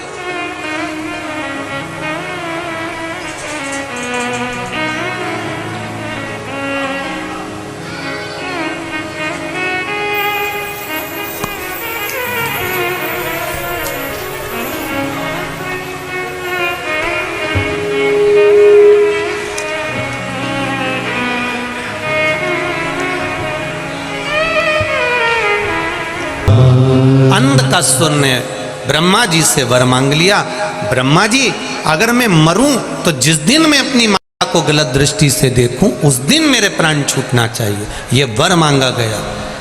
इतना सुंदर, ब्रह्मा जी ने कहा बहुत बढ़िया वर मांगा है तूने, माता को गलत दृष्टि से उस दिन तू मरे। पर नारी और पर धन पर कभी दृष्टि मत दो,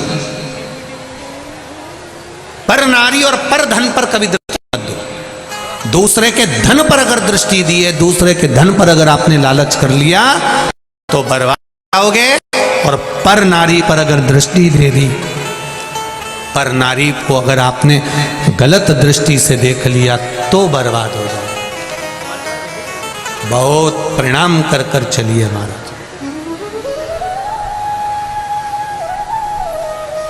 बहुत प्रणाम कर कर चलिए। शिव कथा कहती है शंकर भगवान का सुंदर पावनमय चरित्र कह रहा है।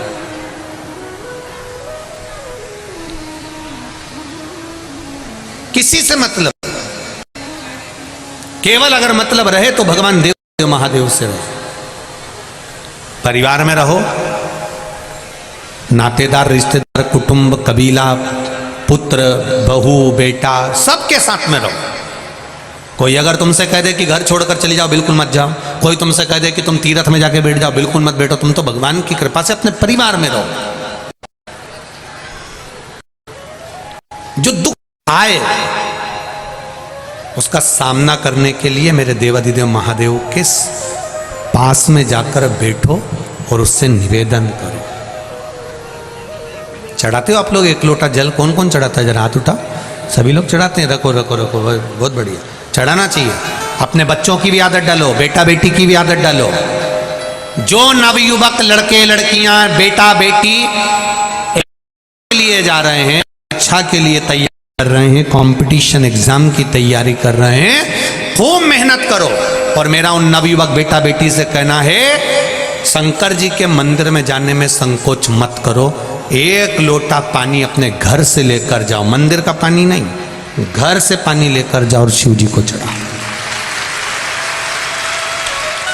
क्योंकि तुम एग्जाम देने जाओगे तो घर से जाओगे, कोचिंग से जाओगे तो अपने घर की देहली से 1 लोटा पानी रोज जाना चाहिए शिव जी को चढ़ाने के। जैसे आज इन बच्चों के पत्र आए हैं, 7 दिन की कथा में ढेरों लोगों की नौकरियों के पत्र आए, अर्थात उनके भीतर विश्वास जागा, तभी तो शिव ने हाथ पकड़ा है। आप भी विश्वास रखो, आप जाओ शिव जी के मंदिर में, और मौका मिले कभी एक बार शिव महापुराण की कथा सुनने का तो किसी पंडाल में बैठकर या आस्था चैनल के सामने या फेसबुक यूट्यूब पर, जितने बेटा बेटी मोबाइल चलाते हैं उनसे भी निवेदन है आप सुनो। दिन में नहीं सुन सकते, आप व्यस्त रहते हो, कभी ऐसा समय निकाल लो कि हमको यूट्यूब पर भी कथा सुनना है तो 15-20 मिनट में कथा सुन लूं। एक शिव पुराण मुझे पूरी सुनना है, मेरा विश्वास कहता है कि बाबा मेरा हाथ पकड़ेगा और मुझे कहीं ना कहीं अच्छी जगह रखेगा, ये निश्चित। सुनो शिव पुराण, इधर उधर चक्कर में मत पड़ना, कभी भी कहीं इधर ढोंग ढकोसले के चक्कर में ना पड़ते हुए शंकर की शरणागति ग्रहण करो, शिव के रहो। तुम चेले किसी के भी हो, उससे मतलब नहीं होता कि हम इनके शिष्य हैं तो हम मंदिर नहीं जा सकते। शिव मंदिर जाना, शंकर के द्वार। रामचरितमानस की रचना करी तो पहले तुलसी बाबा ने राम जी के कथा में शंकर भगवान का चरित्र का वर्णन करा। भगवान कृष्ण की भागवत की रचना करी, वेद व्यास जी ने तो पहले शिव जी की रचना करी, शंकर भगवान की कथा की रचना करी। विष्णु पुराण, कुर्म पुराण, नारद पुराण, जितनी पुराण उठाना है एक एक पुराण को उठाकर देख लीजिए, सारी पुराण में सबसे पहले शंकर भगवान का चरित्र है। क्यों? क्योंकि जिस पुराण में शिव नहीं होगा वो पुराण का आनंद नहीं हो सकता, इसलिए शिव को पहले विराजमान करो। आप करो शंकर भगवान की आराधना। और मेरा माताओं से भी निवेदन है, कोई बड़ी बीमारी आ गई है शरीर में, कोई कैंसर जैसा रोग, किडनी, लीवर, कुछ भी तकलीफ है, शिव की आराधना करो, छोड़ना मत ही शंकर भगवान की आराधना। और किसी भी शिवालय को हल्के में मत लेना कि मेरे पड़ोस का शिवालय तो अब भी स्थापना हुई, नहीं नहीं, कोई शिवालय हल्का नहीं। शंकर का मंदिर नहीं होता, शंकर का शिवालय होता है। मंदिर में भगवान स्थापित होते हैं, शिवालय में भगवान स्थापित नहीं होते। रोज जिस शिवालय में शंकर जी रहते हैं, शिवालय से प्रतिदिन शंकर भगवान अपने भक्तों के दुख को जानने के लिए प्रतिदिन निकलते हैं, उसको शिवालय कहा। भगवान विष्णु वैकुंठ छोड़ते हैं समय पर, ब्रह्मा जी ब्रह्मलोक छोड़ते हैं समय पर, इंद्र लोक छोड़ते हैं समय पर। मेरा देव अधिदेव महादेव माता पार्वती को रोज नंदी पर बिठाकर प्रतिदिन प्रदोष काल में शाम के समय पर प्रतिदिन घूमने निकलता है, लोगों के दुख काटने निकलता है प्रतिदिन। एक दिन भी नहीं जाता जिस दिन मेरा महादेव नहीं निकलता, प्रतिदिन। आप उठाओ एक एक वेद पुराण शास्त्र उठाकर देख लीजिए, उसमें लिखा है प्रदोष काल में शंकर भगवान निकलते हैं पार्वती जी के साथ में, प्रतिदिन जाते हैं, रोज का।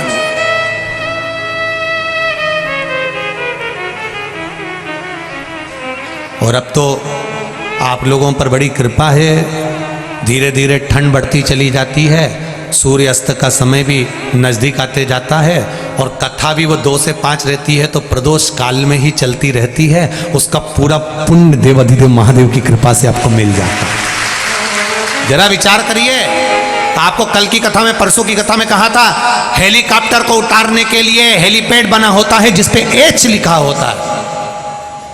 शंकर भगवान नंदी पर चढ़कर जाते हैं पार्वती जी के साथ में, जहां शिव महापुराण की कथा हो रही है वो हेलीपैड समझ के उतर जाते हैं नीचे, शिव उतरते हैं। यहां मेरे भक्त हैं, यहां मेरा भक्त विराजमान शिव।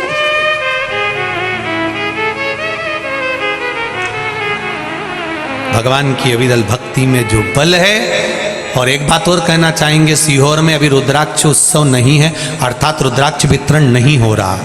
सीहोर में कोई बीमार है, किसी का तबीयत ज़्यादा खराब है और वो रिपोर्ट लेकर आ गया डॉक्टर की, तो भले दे देते हैं, पर अभी रुद्राक्ष वितरण बंद है। रुद्राक्ष वितरण करेंगे जब रुद्राक्ष उत्सव का समय आएगा, तब हम पूरा प्रयास कर रहे हैं कि उस समय पर, रुद्राक्ष उत्सव के समय पर रुद्राक्ष वितरण का क्रम हो। हम भी चाहते हैं कि आप लोगों तक एक एक रुद्राक्ष पहुँचे और आपके जीवन को वो सार्थक करे, ऐसा नहीं। पर अभी आप लोग सोचें कि वहाँ रुद्राक्ष मिल जाए तो ना जाए, करबद्ध नहीं। कोई बीमार है और वहाँ जाकर रिपोर्ट दिखाएगा तो जरूर मिल जाएगा, कार्यकर्ता दे देंगे। और सीहोर का कुबेरेश्वर धाम का रुद्राक्ष ना तो बेचा जाता है और ना कोरियर द्वारा भेजा जाता है। अगर कोई अपनी जेब में से निकाल के रुद्राक्ष दे दे और कि ये सीहोर का है और कुबेरेश्वर धाम का है, तो हम इस पर विश्वास नहीं कर सकते, क्योंकि कुबेरेश्वर धाम का जो रुद्राक्ष है वो कार्यालय से आपको प्राप्त होता है और निःशुल्क मिलता है, उसका कोई कीमत नहीं होता, उसका कोई धन नहीं दिया है, सब फ्री, भोजन भी वहाँ फ्री है, रहना भी फ्री और वो भी फ्री, सब निःशुल्क। केवल आप भक्ति करो शिव की, मूल चीज वो है, सबसे मूल है भगवान शंकर के मंदिर जाना चालू करो, एक लोटा जल चढ़ाना चालू करो, सारी समस्या का हल एक लोटा जल। कलयुग नहीं शिव युग चल रहा है, इसलिए शंकर भगवान सबका हाथ पकड़ा हुआ है, ये शिव युग, इसको समझो। अंधकासुर ने महाराज अपने प्राणों का स्मरण करते हुए कहा, जिस दिन मैं अपनी माता को गलत दृष्टि से देखूंगा उस दिन मेरे प्राण छूटना चाहिए। पर धन पर नारी पर दृष्टि कभी नहीं जाना चाहिए, दूसरे के धन पर अपनी दृष्टि मत दो, दूसरे की नारी पर अपनी दृष्टि मत दो, बर्बादी का सिरा है ये। लंका अधिपति रावण ने पर नारी पर दृष्टि दे दी थी, इसलिए पूरा बर्बाद हो गया। पर नारी, दूसरे की स्त्री पर, दूसरे की नारी पर कभी दृष्टि नहीं। रावण ने जो गलती करी है वो गलती आप ना करें।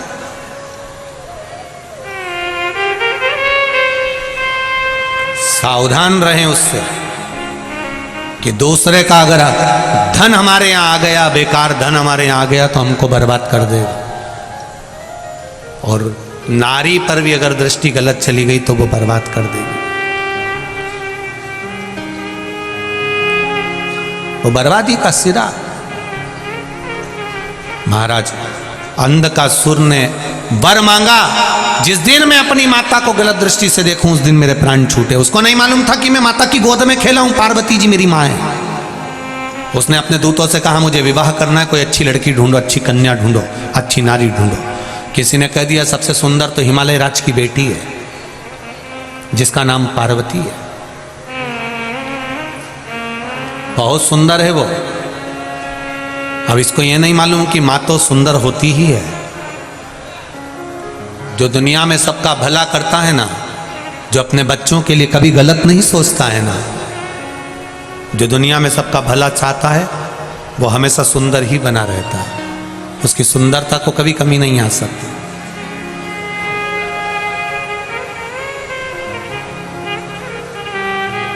ब्यूटी पार्लर में ये बाहर का श्रृंगार होता है और शिव महापुराण में ये आत्मा का श्रृंगार होता है।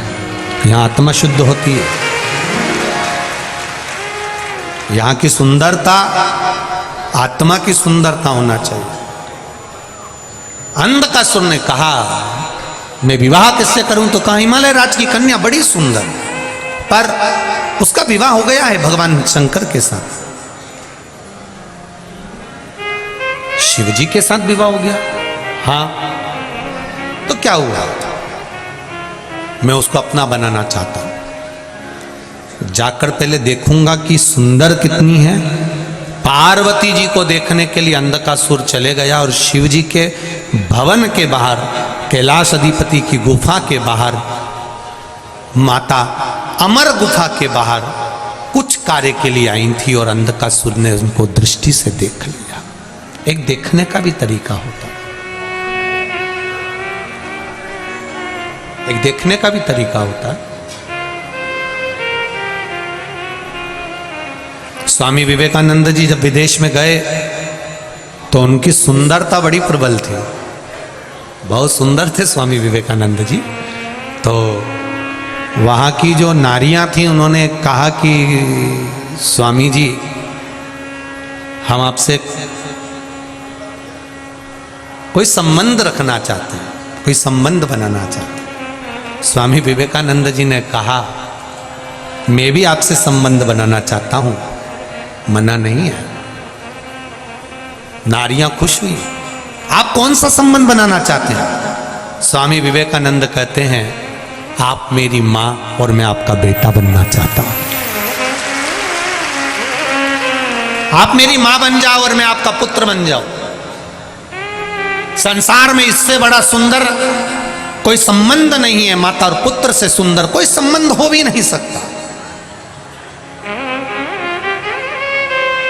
माता और पुत्र के संबंध के बराबर कोई संबंध नहीं।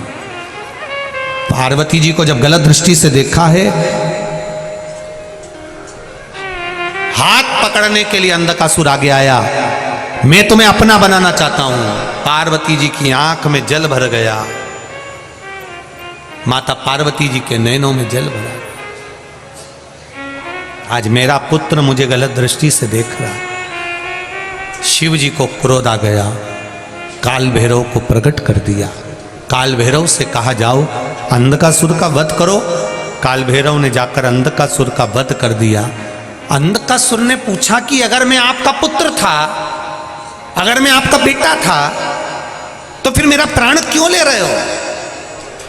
माता पार्वती जी ने कहा, जो बेटा किसी पर स्त्री पर भी अगर अपनी दृष्टि देता है तो ऐसा बेटा ना हो तो अच्छा। उस बेटे का क्या करेंगे?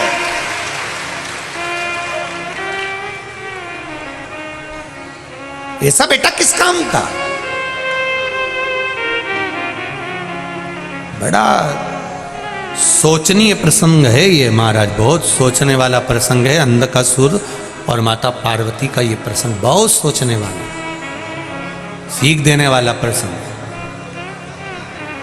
अपने बच्चों को समझाइए, अपने बच्चों को ज्ञान दीजिए, बेटा अपनी जिंदगी में पर धन और पर नारी से दूरी बनाकर रखना।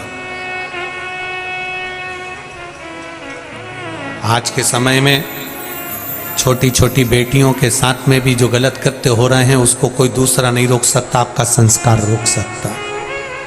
आप अपने बच्चों को ये संस्कार दीजिए कि हमारे बच्चे कोई गलत मार्ग पे ना चले जाएं, गलत जगह पर ना चले जाएं। थोड़ा कम कमाओगे चल जाएगा, थोड़ा कम व्यापार चलेगा चल जाएगा, थोड़ा धन कमाएगा चलेगा, पर बेटा बेटी ये हमारी जिंदगी की वो पूंजी हैं। अगर ये गड़बड़ हो गए तो जिंदगी नरक चले जाएगी, पूरा जीवन नरक में चले। इनको सवार लो, इनको सुधार लो, अभी भी मौका। वैसे तो नवयुवक बेटा बेटियां भी अब मंदिर जाना प्रारंभ करें हैं। कई बेटियां तो अब मंदिर जाती हैं और शान से जाती हैं। कई बेटे नवयुवक लड़के भले जीन्स पहनकर मंदिर जा रहे हैं पर शान से जाते हैं। जो बेटा बेटी नवयुवक बेटा बेटी मंदिर जाते हैं, उनको देखकर गौरव उत्पन्न होता है। ये लगता है कि हमारा सनातन धर्म अब जाग चुका है, अब आनंदित हो चुका है, अब इनको शर्म नहीं है मंदिर जाने में। उठाया लोटा और चल दिए शिव मंदिर में। अंधकासुर गया, प्राण छूट गए। मरते मरते कह रहा है मैंने गलती क्या करी, तूने माता को गलत दृष्टि से देख लिया, ऐसे पुत्र को रखकर क्या करूंगी जो किसी नारी को गलत दृष्टि से देखे। ऐसा पुत्र मेरे गोद में खेले, नहीं चाहिए ऐसा पुत्र। माता पार्वती ने मना कर दिया, नहीं हो ऐसा पुत्र, मार दो इसको। काल भैरव ने समाप्त कर दिया अंधकासुर। अंधकासुर समाप्त हुए। समय आया, देवादिदेव महादेव से माता पार्वती जी ने विनय करा कि प्रभु कृपा करिए, गणेश जी और कार्तिकेय जी के मंगल विवाह का स्मरण करिए। इसका विवाह हो जानकर भगवान श्री गणेश जी महाराज के मंगल विवाह के प्रसंग का भाव व्यक्त हुआ। गणेश जी महाराज का विवाह तो करना चाहती हैं माँ, पर कार्तिकेय सुंदर हैं और गणेश जी को तो मुख भी लगा है तो हाथी का लगा है। तब विश्वरूप जी की कन्या के साथ में गणेश जी का विवाह पक्का हुआ। रिद्धि सिद्धि के साथ गणेश जी महाराज पधार रहे हैं, जोरदार ताली बजाकर स्वागत करें। कल की कथा सुबह 9 बजे से 12 बजे तक होगी। टीवी पर आस्था चैनल पर, फेसबुक यूट्यूब पर कथा वही दोपहर में 2 बजे से 5 बजे तक आएगी। 24 तारीख से कथा, 24 से 30 नवंबर तक कथा इंदौर दलाल बाग में चलेगी। 3 तारीख से 9 दिसंबर तक बड़ौदा में लेप्रेसी ग्राउंड में कथा चलेगी। 12 से 18 दिसंबर तक बैतूल में कथा चलेगी। 23 से 29 दिसंबर तक मालेगांव महाराष्ट्र में कथा चलेगी। 2 जनवरी से 8 जनवरी तक कोकड़ी छत्तीसगढ़ में कथा चलेगी। 13 जनवरी से 19 जनवरी तक कानपुर में कथा चलेगी वापिस। 23 से 29 जनवरी पावागढ़ गुजरात में माता रानी के चरणों में कथा चलेगी, पावागढ़ की पावन भूमि पर। 23 से 29 जनवरी। 2 से 8 फरवरी बुरहानपुर में शिव महापुराण की कथा होगी। 16 फरवरी से 22 फरवरी तक सीहोर की पावन धरा पर फिर वापिस पुनः रुद्राक्ष महोत्सव और रुद्राक्ष वितरण का कार्य होगा। 16 फरवरी से 22 फरवरी 2023। 28 फरवरी से 6 मार्च तक बेटमा में शिव महापुराण कथा का क्रम रहेगा, जगह चेंज हो सकती है बेटमा की। 14 से 20 मार्च तक गाजियाबाद में शिव महापुराण की कथा होगी। 24 से 28 मार्च तक कोटेश्वर में शिव महापुराण कथा होगी। 4 से 10 अप्रैल तक उज्जैन की पावन धरा महाकाल की नगरी में शिव महापुराण की कथा होगी। ये कथा की लिस्ट बोलने का कारण एक है, उसका कारण केवल इतना है, कई जगह पर हमारे नाम से, कथा के नाम से लोग चंदा इकट्ठा कर रहे हैं और अपने अपने पास रख रहे हैं। इसलिए निवेदन है, ये लिस्ट आपके सामने बोल दी गई है कि यहाँ कथा चलेगी। कई जगह लोग चंदा इकट्ठा कर रहे हैं कि यहाँ कथा हो रही है, यहाँ कथा हो रही है, यहाँ कथा हो रही, और ढेरों रुपया इकट्ठा कर कर उसको लेकर चले जाते हैं। तो हमारा भी हृदय दुख है, आपका भी हृदय दुख है। इसलिए कथा की जब तक आपको जानकारी व्यासपीठ से ना मिले तब तक उस कथा को आप फाइनल ना समझें, इसका ध्यान रखें। श्री शिवाय नमस्तुभ्यम। आपके यहाँ पर गीता जयंती के अवसर पर 4 दिसंबर को ग्रीन पार्क मैदान में बहुत बड़ा गीता पाठ का आयोजन रखा गया है, आप सभी लोग उसमें भी अवश्य जाएं। बहुत बहुत साधुवाद। श्री शिवाय नमस्तुभ्यम। हर हर महादेव। रिद्धि सिद्धि गणेश जी के गले में माला पिना रही हैं, जोरदार ताली बजाएं।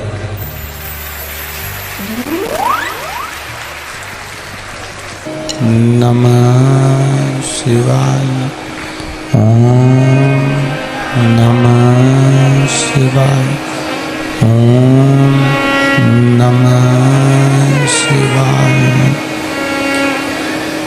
विश्वनाथ भगवान की जय, महाकाल राजा की जय, आनंदेश्वर महादेव की जय, गंगा महारानी की जय, कुबेरेश्वर महादेव की। हर हर महादेव, हर हर महादेव, हर हर महादेव। काशी विश्वनाथ।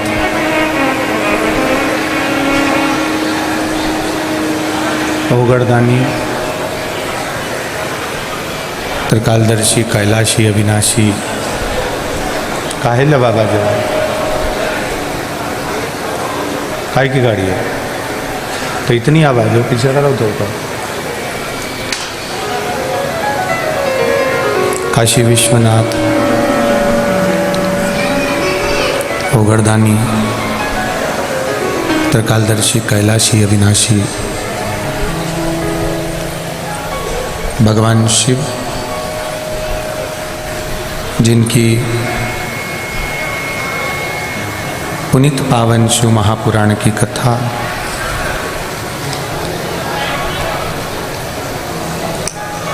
संपूर्ण विश्व के कल्याण हेतु बाबा देवाधिदेव महादेव की कृपा से श्रवण करने का सौभाग्य प्राप्त हुआ है। कानपुर कल्याणपुर की ये पुण्यमय आनंदमय पावन धरा माँ गंगा जी का पावन तट, जिसके मुख्य यजमान श्री सिद्धार्थ जी गुप्ता, श्री विमल जी त्रिवेदी, श्री ललित जी तिवारी, श्री जितेंद्र जी शुक्ला, श्री पुष्पलता जी श्रीवास्तव, श्री अलका जी श्रीवास्तव, श्री संदीप जी कुशवाहा, श्री शैलेंद्र जी वर्मा, श्री अरुण जी यादव, श्री मानसिंह जी यादव, श्री कमलेश जी त्रिवेदी इस शिव महापुराण कथा के मुख्य यजमान का पद ग्रहण करे हैं। बाबा देवादिदेव महादेव की कृपा, करुणा, उदारता, जो शिव भक्ति करने का ये मौका आप और हमको प्राप्त हुआ है, कहीं ना कहीं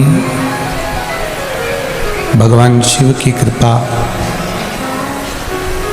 संपूर्ण देशवासियों पर, संपूर्ण कथा श्रवण करने वालों पर बना हुआ है।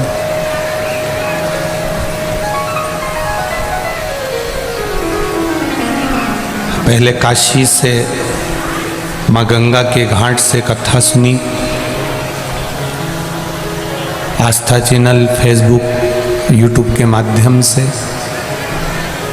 और अभी फिर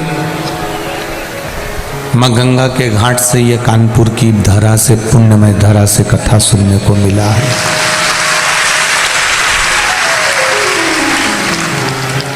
बड़ा मुश्किल है इस चित्त को परमात्मा तक ले जाना, पर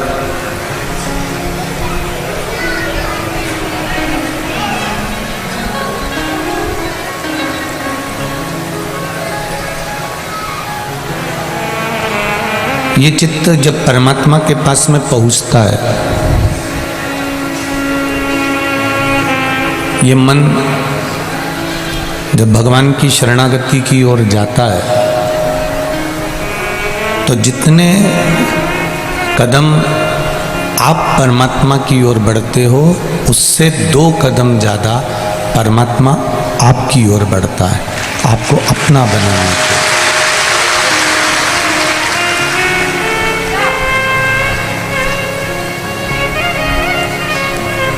बछड़ा गाय के पीछे चलता है,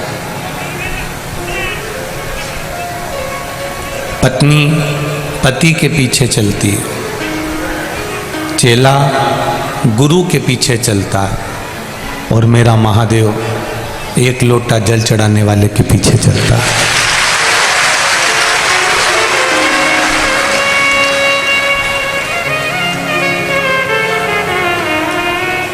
जिस दिन अपनी जिंदगी में आप एक लोटे जल की महत्वता को जान जाओगे,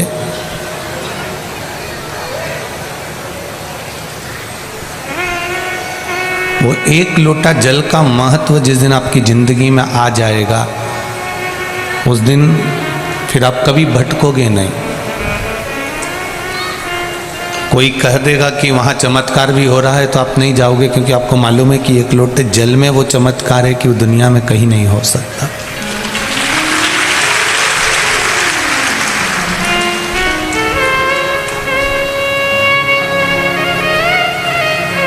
कानपुर वालों को तो बहुत खुशी मनाना चाहिए। कानपुर वालों को तो बड़े आनंद का विषय है कि केवल कई जगह पर गंगा जी के घाट पर कथा होती, हम देखते हैं वहाँ पर गंगा मैया तो है, पर देवादिदेव महादेव का कोई ऐसा शिवलिंग नहीं है जो पुरातन समय से जिसकी आराधना हो रही हो, और जो स्वयं